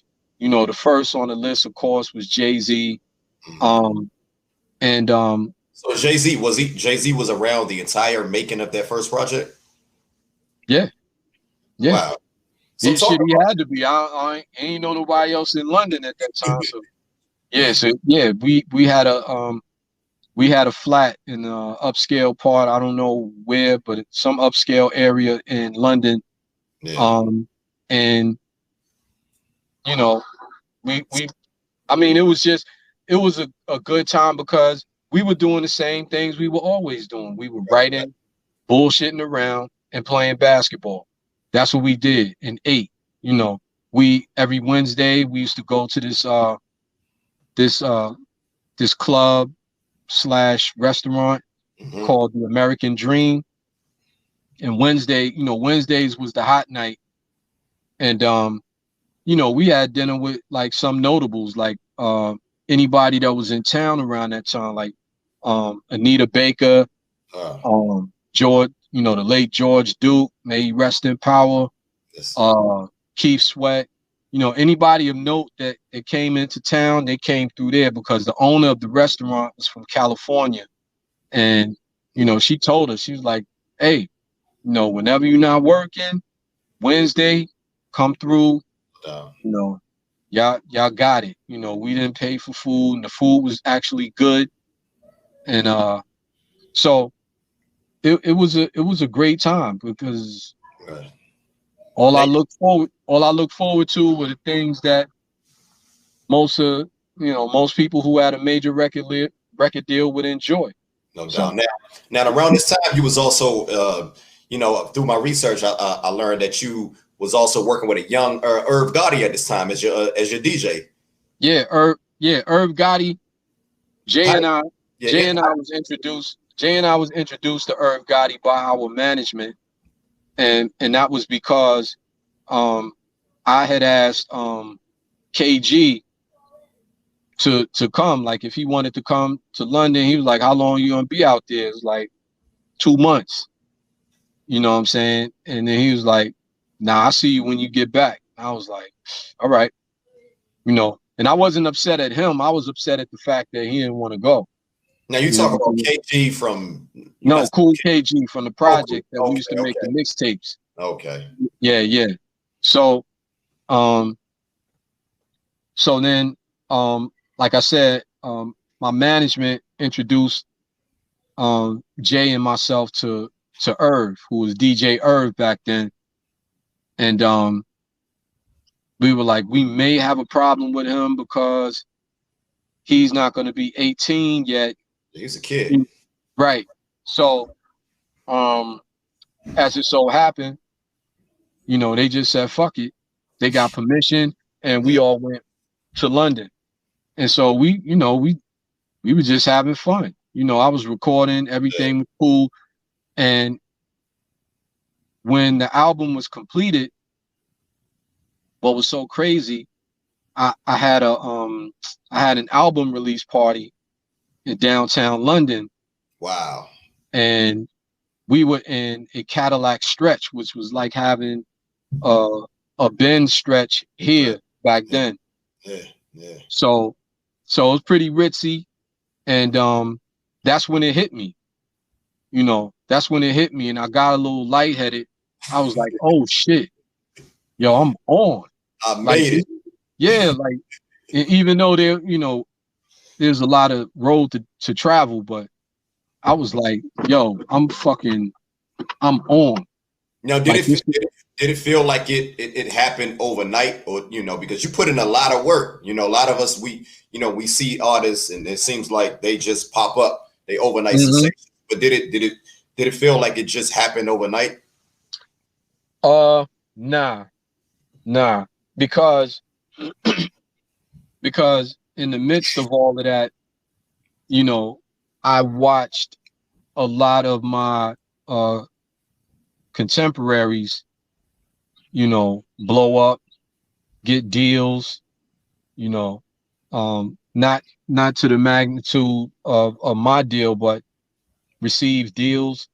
And I started, after a while, I started feeling a little left out, when you're talking about like, Dana Dane, Just Ice, we were in MC battles together uptown. Right. And then right after that, like these dudes get deals. I'm like, yo, what about me? Yeah, like I won the contest. And you know what I'm saying? Nightmares come out. Yeah. And then LaToya with Just. Yeah. And I was like, damn, I won the fucking contest. Like y'all ain't fucking with me. It was one of those things. But anyway. Do you feel like that was probably attributed to you not being a part of like a collective? Because when I look back, a lot of those groups or a lot of those artists, they was part of collectives like BDP and you got Cool G Rap and that whole Juice Crew. Do you feel like that probably played into Nah, because these guys. And let me say this. Let me say this real quick, because I'm looking back like 2020 hindsight. I'm looking at your album and then I'm looking at the albums that was out around the same time. And it's like, I can't just say those were better. That was better music. I can't say like people make it seem like, I don't want to say people make it seem like, but I just don't feel like history tells the whole story as far as where you belong in the Mount Rushmore of hip hop around that golden era. I think we need to include those first two projects when we talk about you know, that golden era of hip hop. No doubt, no doubt, and I firmly agree. So I feel like it wasn't that because you know, Dana Dane's affiliation was you know, the Kango crew. Tangle Crew, yeah. And in which Slick Rick was a part of. I don't think so much as far as business. I think it was more so because ironically, you know, JP Edmond was managing Dana Dane, and now, you know, that was an affiliate of Fresh Gordon. Yeah. And then you had Just Ice. Like there was no crew or anything like that. It was Just Ice and the DMX, the beatbox DMX. You know what I'm saying? Yeah. You drawing a blank, right? No, you got me there. You finally, yeah, I am. I don't know that one right there. Yeah, do research with Just Ice. I know Just Ice, but I don't know that. The only DMX I know is Earl Simmons. Exactly. But yeah, there was a DMX. I'm not even go front. You got me right there. Yeah, there was a DMX. There was a DMX. He didn't rhyme. He was you know, he was a beatbox cat. Gotcha. So yeah, damn, I'm losing my train of thought. There's so much shit. No, I was just talking about, you know, you was talking about we were talking about that time of putting that project together, and you know, Irv Gotti, you know, being you know, working with Irv Gotti. Now, how was it like working with a young Irv Gotti? You know, what did you see in him? Did you ever realize like this brother has the potential to be, you know, this producer / CEO? You know, did you ever see any of that shit from him? Honestly, no, not until a little later. And I'm not saying that in an insulting type of way, because it was just more organic. Because mind you, I was already sort of disappointed the fact that KG didn't want to come, you know, to London with us. Then it was the whole thing like, okay, we got this guy Irv. Fortunately, we all vibed instantly. You know what I'm saying? Everything was all love. And so it was a vibe. Gotcha. So that was easy. But Irv didn't really do any cuts or scratches on the album. He was there for support, and in case anything came up, you know, we got a DJ. Okay. You know what I'm saying? So that was that. I mean, later on, you know, we started seeing the business mind of Irv. Okay. You know, his ideas, how innovative he is.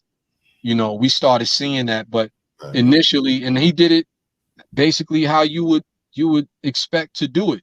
Right. He utilized the concept of 2 ears and 1 mouth, so to listen twice as much as you speak. So he was in an observant,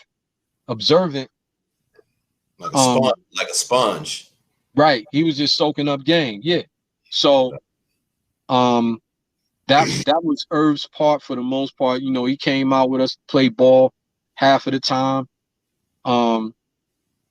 And you know, he enjoyed the luxury as Jay did that my deal had furnished. So it was a beautiful thing. So let's speak on that. Let's speak on the Jay-Z as far as him being a part of that album. I noticed on that album cover, you know, he's on the back of the album cover, and you also feature him on this track Hawaiian Sophie, which is the first, to my belief, the first recording of Jay-Z on an actual record. HP Gets Busy is the actual first. No, on an album. On an album. Right, on an album, definitely. I stand corrected, on an actual album. Cool.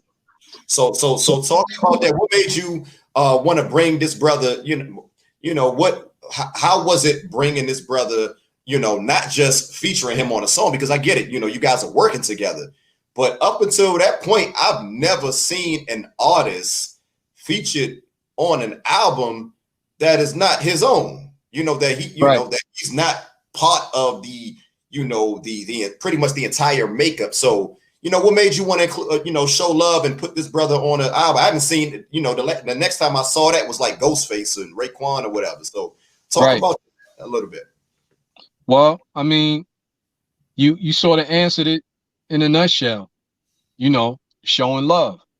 I felt that, and I mentioned it in so many interviews, that I always felt that I wanted, because of his talent, because of his willingness to get involved and to succeed.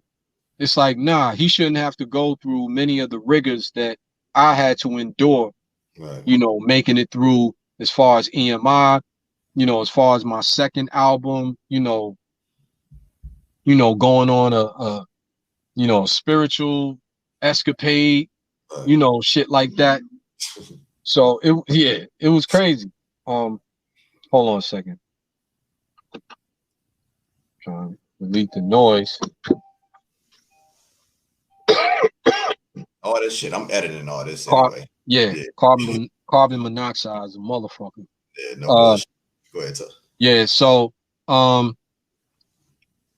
yeah, I didn't want him to go through the shit I had to go through with EMI. And not like EMI had it out for me, but the fact that EMI's lack of knowledge on how to market quote unquote street music. Right. So and I think it worked. I feel that it actually worked. So that was my motive. And of course, with talent and creative people, you want other creative people, depending upon who you are, you want other creative people to win as well.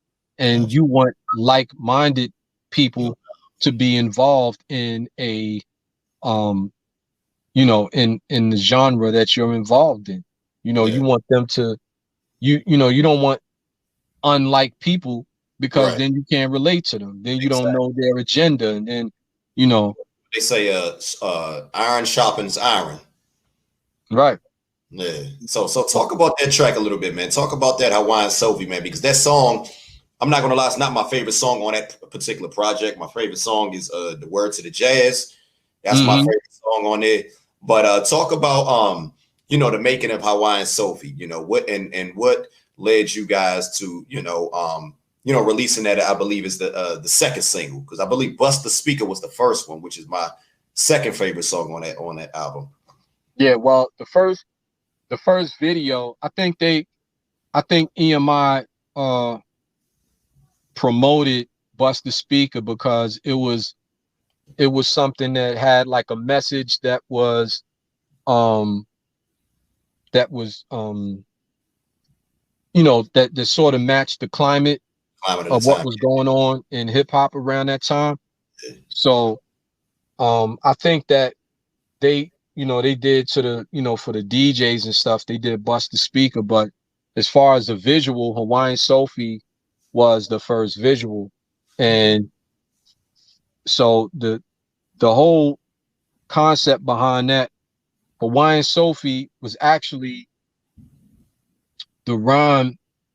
I changed some of the stuff around and it was a lot longer, but it was like a freestyle rhyme that I performed certain places, and I also actually used it in the MC battle that Just Ice was in, and Dana Dane as well. Gotcha. So it was something that EMI saw and they could relate to it the best. That was the reasoning behind them saying, oh, let's put this out. And me, I was like, yo, I'm on some Bust the Speaker, Word to the Jazz. Oh, that's my shit right there, man. I appreciate it. That's a classic right there. That's the best song on it, if you ask, in my opinion. Somebody might no doubt choose something else, but that, to me, man, that one sticks in my head. I can't. Right. So I appreciate it. So we went with Hawaiian Sophie, and that was That was it. Like see, you know, I don't like the bullshit people, right? So I don't really want to, and I'm saying that because I don't want to sit here and be like, you know, well, you know, I sat down one night and I was thinking about Hawaii and, you know, Honolulu. No, I wasn't none of that. Was y'all even in Hawaii? Was y'all in Hawaii? Nah. And see, the thing is that I can speak for myself. My creativity is like, yo, I'm not going to take, it doesn't take long for me to conceptualize things. You know, I've had people like, you know, with visuals and stuff like that. And they were like, oh, well, that was my idea. It's like, no, I thought of it. It's such a meager, you know, a whimsical type of thought. Like it just passed through my head. And I say, okay, I'm gonna incorporate it. I'm not, you know, I'm not dramatizing and, you know, turning it into something magnanimous. You know, it's just like, you know, it's a fucking basketball. You know what I'm saying? There's not much to talk about. It has air. It's either a rubber one or the synthetic shit or a leather one. You know what I'm saying? You know, you fill it with air to this certain amount of weight or what have you. Like, you know, but people will go in and be like, you know, that was my idea. It's like, yeah, you and like 100 other people could come up with that idea at the same time. So I'm saying all that to say is that me conceptualizing stuff on that level, I was thinking about something exotic. You know, most of my thing is to think of something different than what everybody else is doing. But you got to have elements of things that people can familiarize with in order to capture their attention. So that's what Hawaiian Sophie was. You know, around that time is a little, you know, little love story. No doubt. The little love story thing, and you know, the happy ending. You know what I'm saying? The little ingredients that's necessary. You know, okay, people can digest that. So that was the whole creative process behind that. Everything else, a little comedy, you know, shit like that. No doubt, no doubt. So now, you know, when you think back at that song, is that something, you know, because I when I think back, like I think a lot of people, you know, some people have like it's split opinions about that song, you know. But when I think back at the time, I think it fit right in with what was popular at the time, you know. So is that a song that you know, I don't want to say it like, you know, if you can 2020 hindsight do it all over again, would that have been a song that you would have released as a single, or what would you have released? Because I think it's a dope track. It's not my favorite song on there, but I'm looking at the music that was released around that time. I can't say, you know, I think that song, I think it was a pretty dope track, man. I think it was worthy I agree. I think it's worthy of being released as a single. I agree. And had I the opportunity to change what happened, like I wouldn't. That's what's up. I'm good with it. You know. That's what's up. So look, let's move on to the second album. You know, I want to talk about this is when I noticed on the second project, it seemed like I hear the growth. And it seemed like, brother, this one, I don't care what I will argue anyone. I will argue anyone down. Anyone. This second album is a bona fide classic. From beginning to end. Is a bona fide classic. If you want it, we talking about the, you know, Long Live Kane, Slick Rick storytelling. You know, I can put that up there with those projects. You know, Let the Rhythm Hit Him, Eric B and Rakim, whatever. You know, you name it. Ultra Magnetic MCs, all that. This project, this is the one this is what I want to talk about, man, because this is a classic. So talk to me. I hear the growth. And I noticed a lot of 5% influences. So talk to me about the what led you to the direction as far as going into this second project? First off, it was spiritual growth. Back when I was starting to I'd become a student of the Ansarul law community. And I had incorporated a lot of things that I already knew along with what I saw. And like with anything else, I digest everything, but I don't keep everything, because some things, not because I don't agree with them, but because they don't stand up to, the test as far as validation. Got you. So yeah, and then I was more seasoned as far as the modus operandi with recording, because you got to remember, like cats from my era, we were live performers. No doubt. So it was totally different. So I went into the situation with the first album as a live performer in the studio. Now I've become a live performer who has learned his way around the studio. So the sound was different. My projection was different. I understood how to, of course, because I'm shaking my head because I'm just listening. I'm listening. I can hear these songs in my head, man. These classic. That's why I'm shaking my head, because this. Keep going, brother. Go ahead. Talk. I'm sorry. Okay. It's cool.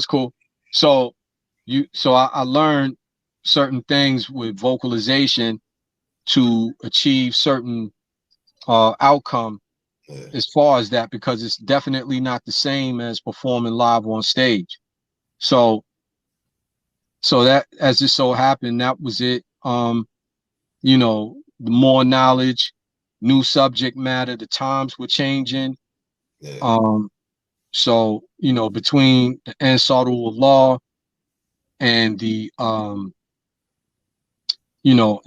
and the 5% doctrine that I've always been affiliated with in some form or fashion. Okay. It enhanced my lyrical repertoire. You know what I'm saying? No doubt. So on that particular album, man, you work with Prince Paul, you work with Chad Elliott, man, but again you handle a lot of the production yourself, man. So do you feel like you also became a better producer? Because I feel like, man, that album, man, is some of your best production work, in my opinion. Like I said, you got a lot of things, but I just love that album, man. I love it. I appreciate it. Yeah, I and you learn from others as well. And we were just a bunch of creative guys just learning from each other, teaching one another, and it was great, and that I was, to this day, I'm a student of the game. I won't relegate myself to, well, this is how we did it in 95, shit like that. That's, a wise man told me, when you start maturing, to sit still, that's when you start rotting. You know what I'm saying? So you got to keep moving, and it's not just a physical thing; it's a psychological thing. You have to keep moving, elevating with whatever you think elevation is. Like, move forward. No doubt. So look, now around this time, you like I said, you have Eric B, Rakim, you got Kool Moe Dee, you got LL. Did you feel like at that time that your album, that particular album, deserved the acclaim that a lot of these other albums? And how do you feel about that, like, to this day? Now we talking about 31 years later. Of course. I mean, if I didn't think so, then I wouldn't deserve it. You know what I'm saying? But I'm a realist, so I understand that EMI did not have, though they had the financial, they had the finances in which to propel my music to a certain point, it was more strategic with hip hop music around that time. You had to, and like they say, it's not in a lot of business, it's not what you know, it's who you know.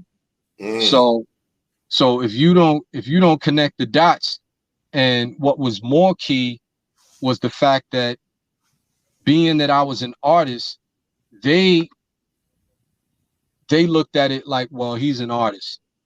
He don't know how this shit works. But I did know how it worked because I am hip hop. I am B-boy. So I know how it works, but they're corporate. So they'll be like, okay, you go over there and sit down, we got refreshments for you, and we're gonna treat you like an artist, and cater to your whims and your delicate feelings and all that shit. Like, and I'm not that. I'm like, yo, I want to get to the business, but they didn't trust me. So as it so happened, in lieu to my third project, hold on a second. To my third project, there was one of my bros, his name is Harry Fobbs, may he rest in power. And so, he ran with JC, who used to roll with Kane back when Kane and B-Boy. So shout to all them brothers. And so Harry was like, yo, what they doing up there? He's like, yo, they not doing your project right. He's like, not at all.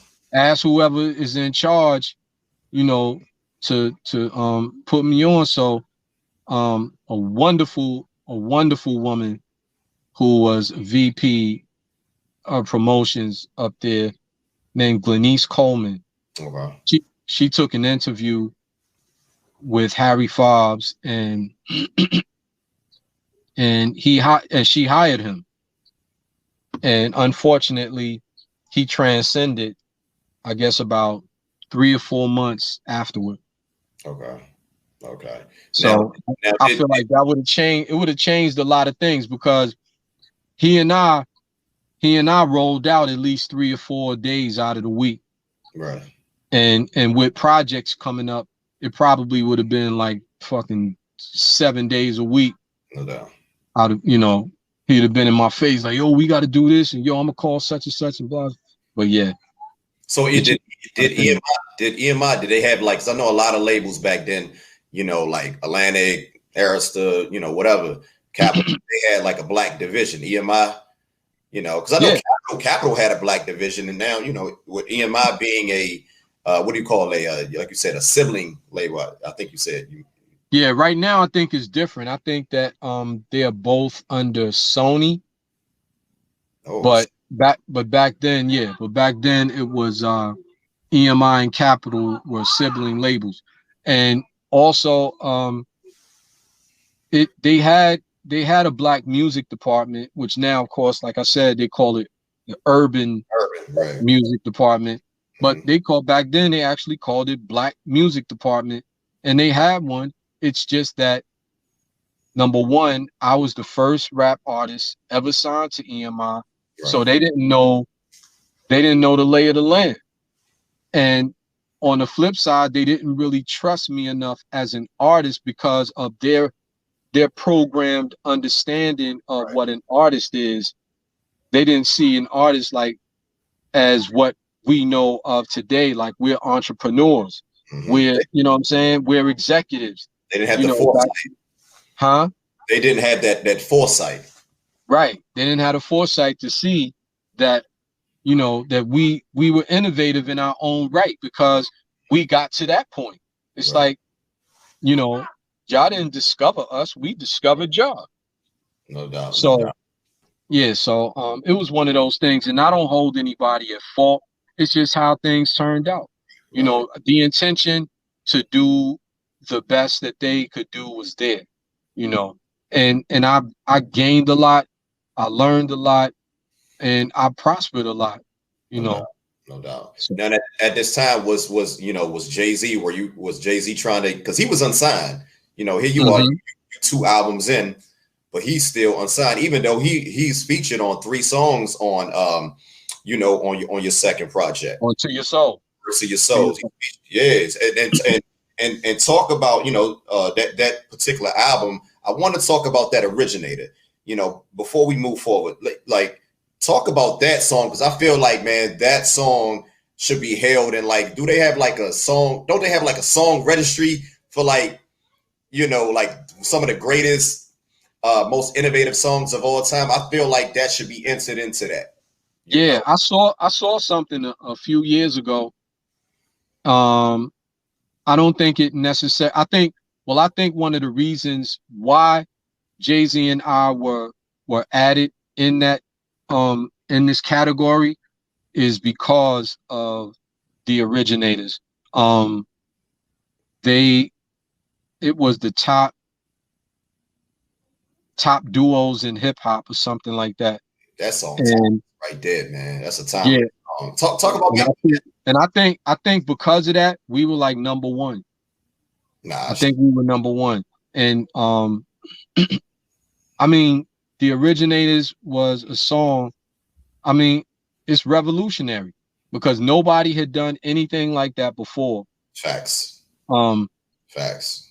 And it was a mix of some real cultural, cultural diaspora shit.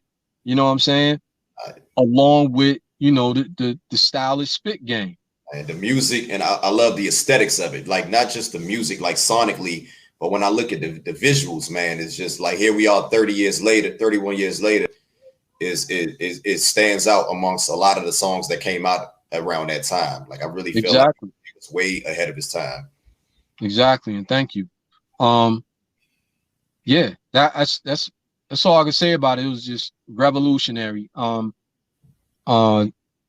Again, it was around that time, and Jay-Z and I, we were, I was telling him about, my sophomore project, and, we were shooting around ideas. It wasn't a big to do, just because we always just chopped it up. And he was like, you know what? He was like, yo, we should do a whole song. We're doing like the triplet style. That was, that, and see, he's the concept guy. Me, I'm like, I'm not taking nothing away from myself, but I give credit where credit is due, and I'll need for this shit to be documented, because it's not an issue over like, well, who would take credit for this? Who would take credit for that? But it's important for the facts to be known. Exactly. As far as being the originator, I am the originator of the triplet style. That's facts, and you can call Jay-Z and I the originators, and I gladly accept that, because before we did the song, it was his idea to like, yo, let's do that through the whole song. Yeah. You do a verse, I do a verse, and let's go at it. And I was like, bet. Do you feel like, with that particular style, like, because a lot of artists, I don't want to say a lot of artists, but I can say quite a few artists came after you guys, such as Dawes Effects, Few Schnickens, that kind of ran with that style. Do you guys feel like you were just too far ahead of your time? Nah, because I feel like if we were that far ahead of our time, it would not have existed. The reason why it existed is because it was time, and the purpose is so that now you can see how far advanced it was. Okay. The purpose of it was to present something that far advanced, and for people to come behind it. And whereas you have, to this very day, everybody's doing it, but once you say like, yo, y'all don't give homage to Jazz-O and and Jay-Z, for the triplet style and for doubling up and this, that, and the other, and a lot of people do.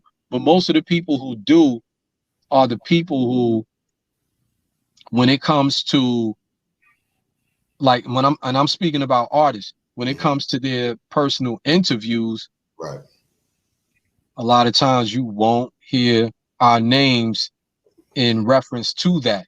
exactly. You know what I'm saying? And to me, that kind of sucks ass because, you know, They know. Like, come on, man, yeah, they know y'all know because who invented this shit. Stop playing. Stop right. playing. Because in my presence, I've had so many of these cats talk to me and be like, yo, man, what y'all did, man, what y'all did was revolutionary and blah, blah, blah. And then they get in front of the camera and catch amnesia. And I mean, yeah, and I mean, I get it to a point because it's like shit, we in business at the end of the day, and it's like the fuck I'm gonna do and put the spotlight on over here when, you know, I make my money and I put food on my table with Right. having the spotlight on myself. I get that, but they don't understand. They don't understand the universe. Like they doing themselves harm Mm-hmm. because in essence, you know, what's happening is like reality is not going to allow shit that is false to last forever. Like Exactly. when the smoke clears, there's nothing there left but the truth. No doubt. You know, No. and that's indicative of what's happening now, like these times right now. No doubt. So I know, you eventually separated from EMI. What was your focus musically? Because after that, I know you start really getting into production, but what exactly was your focus once you left EMI? When I left EMI, I had it. I've had it with music, on a business level, Right. because the corruption and all that other stuff. But the things, to be fair to music and the music industry, these things happen in every industry. Anywhere there's money, it brings out most of the time the worst in people. Mm. It can also sometimes bring out the best, but only under certain circumstances. So I was just done. I was on a spiritual journey. I wanted to learn more about, you know, um, creation. I was into everything from quantum mechanics to, what I'm saying, to all different denominations of religion. No doubt. Learning who is who, piecing things together, finding all the commonalities and all the differences so that I can discern, and get to the truth. Let me get to the facts, and I found out many things. And in that process, it allowed me, along with Jay-Z in my ear, to come back to music and, and saw, and I came back to New York in about, I guess it was like 93, 94. It was hardship. It was hardship. I remember getting off the plane at Kennedy Airport from Atlanta, and as it turned out, like I didn't even have anybody's number who could or would readily pick me up. And let me tell you, when I say hardship, like I'm not ashamed to say it. All I had was my clothes, my bags, and my black ass. That's all I had. Real shit. Yeah. And I did fortunately have a cell phone shit. So I did. So the only number I had, and fortunately his number was the same, I called Jay. And he came, and he had a lady friend with him, and he was like, and it was around 10 p.m. Yeah.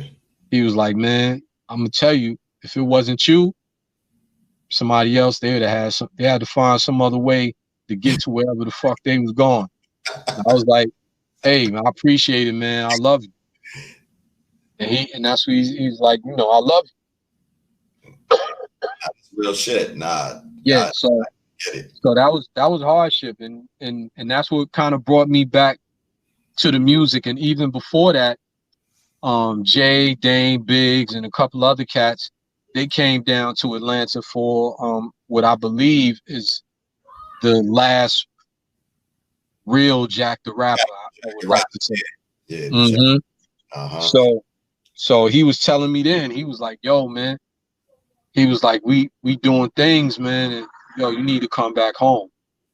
And you know, I'm down there in my Diamante station wagon. So you live at this time you live in two socks, two socks and fucking Nike sandals and shit and short. So you in Atlanta? Huh? You said you living in Atlanta at this time? Yeah.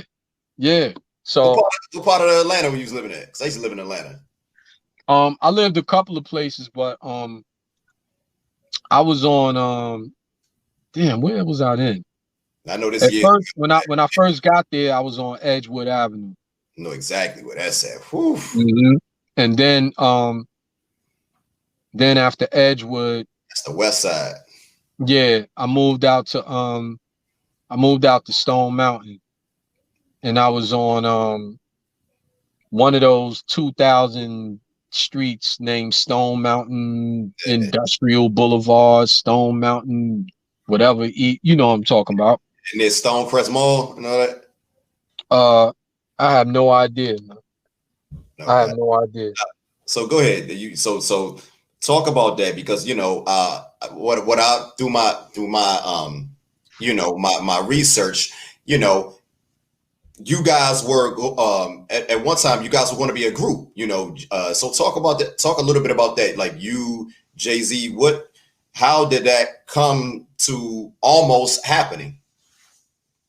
It was happening because we had all the ingredients. You know, we had 3 dope MCs. We had an ambitious individual named Dame Dash, and we had 3 producers who were at the top of their game. Now the third MC is Sauce Money. I got it. Right. Go ahead. So we had DJ Clark Kent, who's an excellent producer. Ski Beats, who was at the top of his game for a long time, and myself. Yes, sir. You know what I'm saying? So yeah. So I also want to tell you, like I left my cord and I got like 15% left on my battery. Good. I got like 2 cars left. All right. Yeah. So talk a little bit about that. You know, about what happened with that situation. You know, how come that situation didn't work out? Well, it was because of Dame's lack of experience as far as being a manager. Sauce and then myself, we were sort of hesitant to sign a management agreement with him. Okay. And some people say, oh, that was a mistake because this, that, and the other. I don't see it as a mistake. I just see it as a choice that we both made. And I saw that it definitely motivated Dame to do his damnedest, but also, you see certain signs, and this is not to discredit Dame in any form or fashion. Mm-hmm. We just made decisions. Right. And that was a decision. And to be honest with you, I was in it, but I still wasn't really in it, because it was a gift and a curse. Like everything up until I guess like 92, 93, everything came easy for me. Right. You know what I'm saying? The deal, the accolades, the preferential treatment, all of that came so easy to me that when it didn't come and it didn't happen, I didn't readily accept any of that shit. I was like, I was on some, y'all don't know who the fuck I am. Y'all don't know what I do. You know what I'm saying? But that's when, that's when life slaps your ass in the face. Yeah. And you start understanding that 15-minute concept. You know what I'm saying? And the only way you can rewire that shit is to get on your Grizzly Super. You know what I'm saying? What you did. So talk a little bit, because you know you went on produce for Group Home. You on that Reasonable Doubt. You know, what was that like? What was that like, man? Just getting back in the mixing, man. You was and getting busy. Yeah, well, and I mean, I was fortunate. I was fortunate that somebody I brought to the game and you know, taught a lot of things, was in a position and Right. had, you know, had a deal and was innovative enough to do something outside of what most artists would do. You know, he wanted his own shit. And between him and Dame, and I do have to say Irv Gotti as well. Right. And I do give credit to Irv Gotti. I feel like for all intents and purposes, he sort of brokered that whole situation, you know, after the few singles with, you know, the couple of singles with Priority, Gotcha. you know, as far as Rockefeller with Def Jam. So like I said, it was a decision. Okay. You know, it didn't happen because I mean, hindsight, it wasn't supposed to happen. I think some of the personalities involved, I think that we were meant to continue to be allies, Right. you know, business wise and personally and creatively. But I don't think it was in the cards for us to, you know, go out there like the Temptations and shit. No doubt. No, I understand Because that. because we were too, and I think the industry wouldn't have been ready for that because it was too, because you know, you have a group, you have somebody who shines, somebody's in the front. That's people's format. That's all they understand. But to have three motherfuckers that can come and take the lead at any given, like they don't know your sound. You know what I'm saying? How was the chemistry? Briefly. Oh, the chemistry was great. Between you and Jay and Sauce, you know. Yeah, the chemistry was great. Okay. The chemistry was great. We understood each other. We knew each other's attitudes. We knew when, like, okay, all right, I ain't gonna talk to you right now. We knew all of that. We didn't have any clashes, nothing. Right. No doubt, no doubt. Mm-hmm. Well, look, I want to fast forward a little bit, man, because you know, around this time, like I said, man, you went on to produce for Group Home. You know, you got MOP, Jay-Z. I mean, usual suspects. Sauce Money. The list goes on. I mean, classic cuts, man. But I want a song I want to talk about that I wish would have got more push, man, and I wanted to see something come from that. Was the track Waiting, man? What happened with that? Oh man, it was simple. It was just a matter of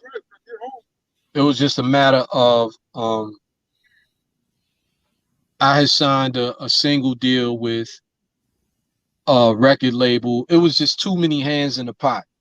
They still had single deals at that time. Yeah. So it was a single deal. It was a co-sign with myself and D&D Studios, who had created D&D Records. Yeah.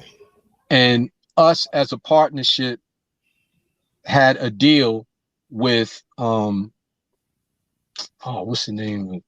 It was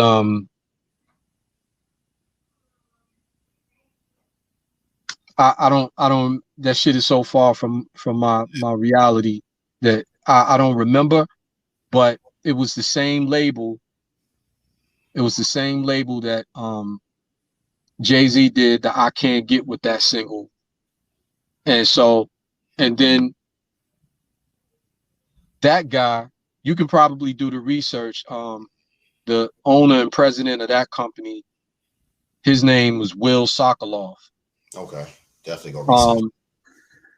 And he had a distribution deal with Priority. Gotcha. So it was a thing where it's too many hands in the pot. Will Sokoloff, he had a little bit too many things going on. He was a good guy, but he had too many things going on, and we just didn't you know, I had the video as you saw and everything. It's just Jay, all them in the video. I remember that. So it was just a situation where it's like it wasn't marketed like his level of promotion didn't include radio, and radio was prevalent around that time. Definitely, no doubt, no doubt. So, So right. look, let's fast forward again. So here we are, 98, man. This is the time I think a lot of people are getting reacclimated, introduced. I'm sorry, reintroduced to Jazzo as a rapper, and I'm talking about that song, Jigga Who on the Volume 2. So talk to me about linking back up with Jay-Z in 98 and putting out this legendary classic. Even with Jay, he admitted, he said, man, me and my nigga Jay, we invented this shit. What was that feeling like, coming back to link with your brother and putting this classic song out, man? Oh man, it was refreshing. It was refreshing, and because his name in hip hop was so prevalent, or became so prevalent, it was validation. You know what I'm saying? No it doubt. was validation, and it was a sign of respect. It was a sign of also a sign of homage. No doubt. And yeah, it was great. I have a book that's going to be a volume in a series of 7 volumes, and it's called Universes, the literary science of Jaz-O, and where I highlight my landmark verses. I do one per volume, and the reason why I'm mentioning that is because the particulars of the events leading behind that whole situation, where I'm in the studio and the things that happen, I'll elaborate in the book. No doubt. But I will say that yes, it was definitely validation. It was good. It was feel good. Everybody who was involved with the song, as far as Timbaland with the production, and Jay-Z coming into his own, and me just spazzing. Yeah. Spazzing. Yeah, Yo, you got on, I call that alien mode. You got on alien mode, man. You crazy. Yeah, that's how.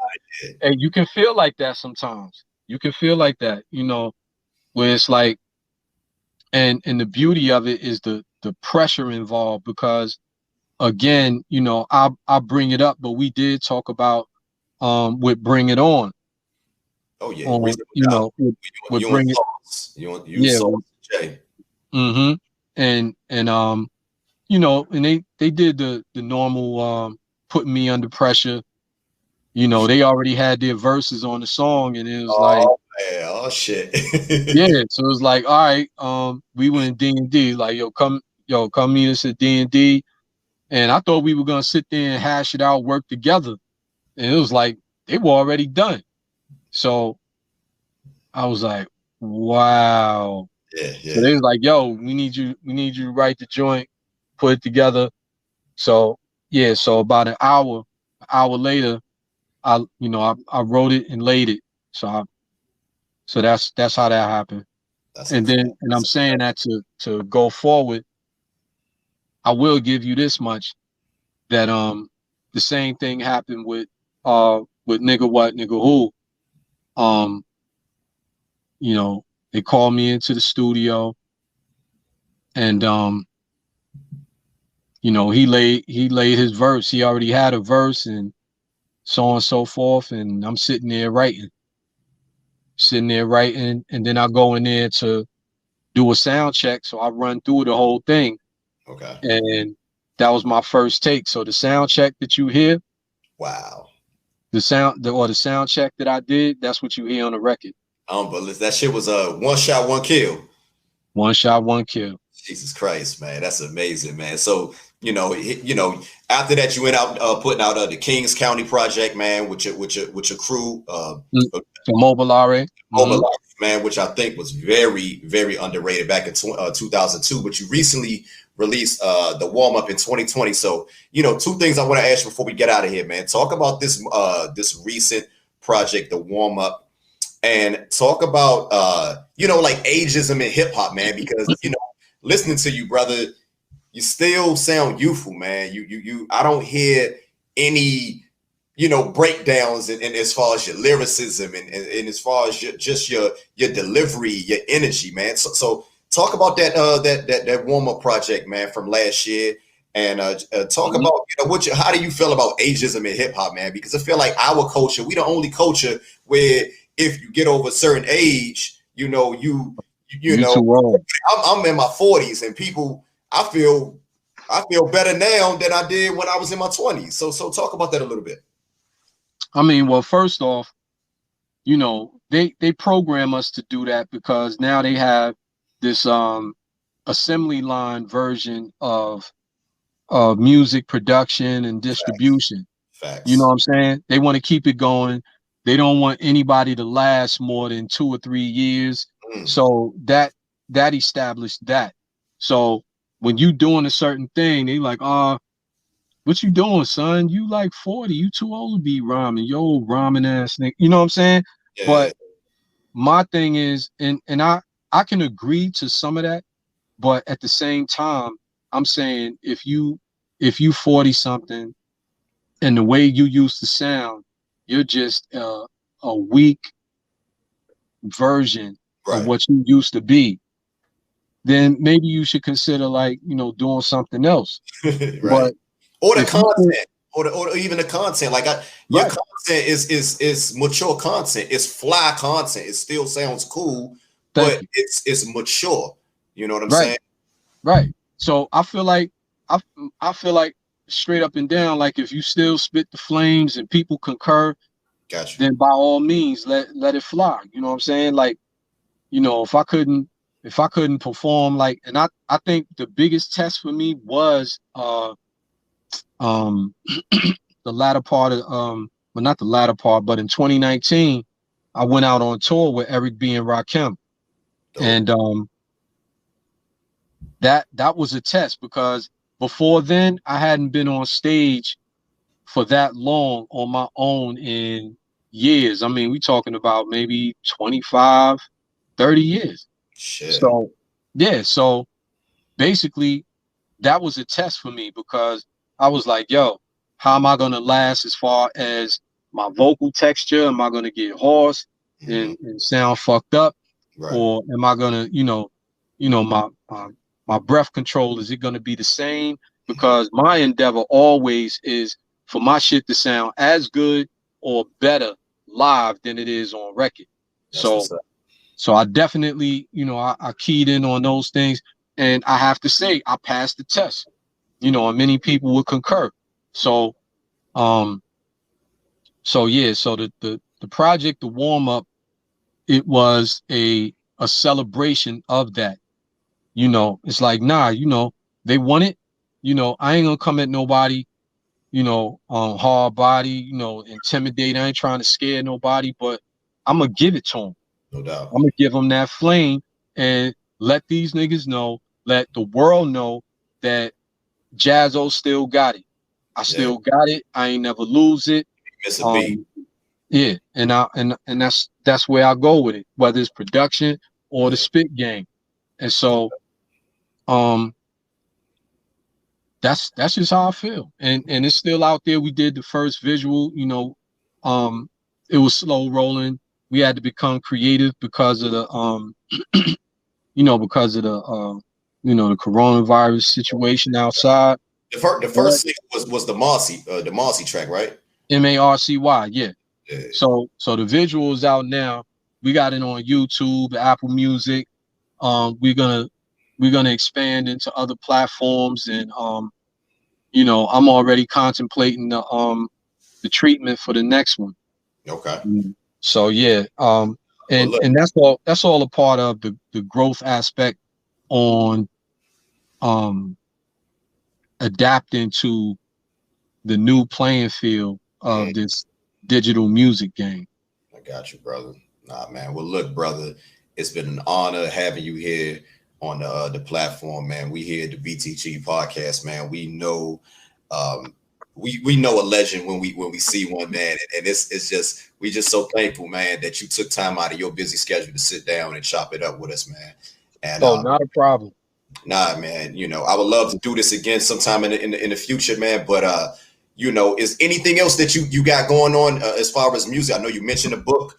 You know, anything before we get out of here, and anything you would like to add? You know, any misconceptions, so to speak, you know, that you would like to, you know, because I like I said, man, this is my tribute to you, brother. This is my tribute to your contributions to hip hop culture, man. And I don't want to just be talking about the whole Jay-Z questions all day. I want to. Right, That's my disclaimer, man, because I feel like you have your own story, and your story needs to be told, which is going to be told, like you mentioned.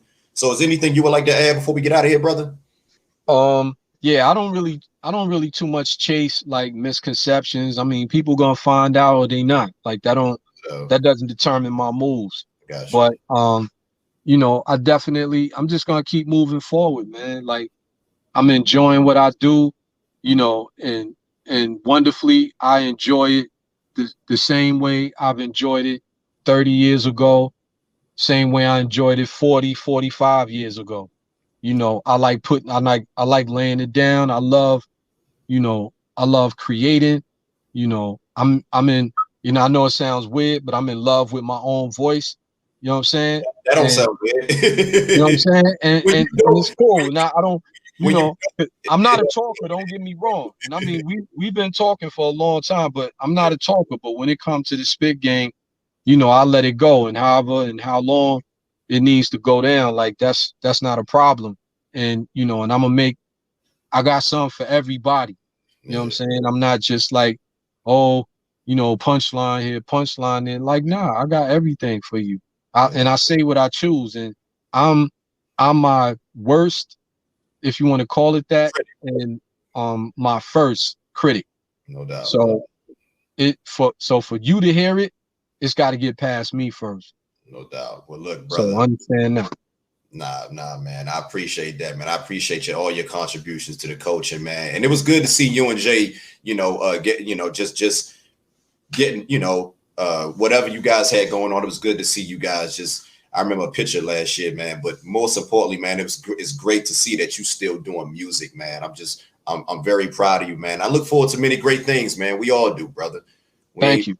We ain't forget about you, brother. You still a legend in our book, man. And not just me. I'm speaking for the hip hop community, man. I can vouch for that, brother. Thank you. Much appreciated, man. And yeah, get in touch with my peoples for all the particulars, man. And it's been an enjoyable conversation. No doubt. You know, thank you, brother. No doubt. Well, look, this is the Bridging the Generation podcast. I'm your host, Malak Arif, man. We about to sign out with the one, the only, the legendary Jazzo. Hey, peace, brother. Thank you for your time, man. Peace.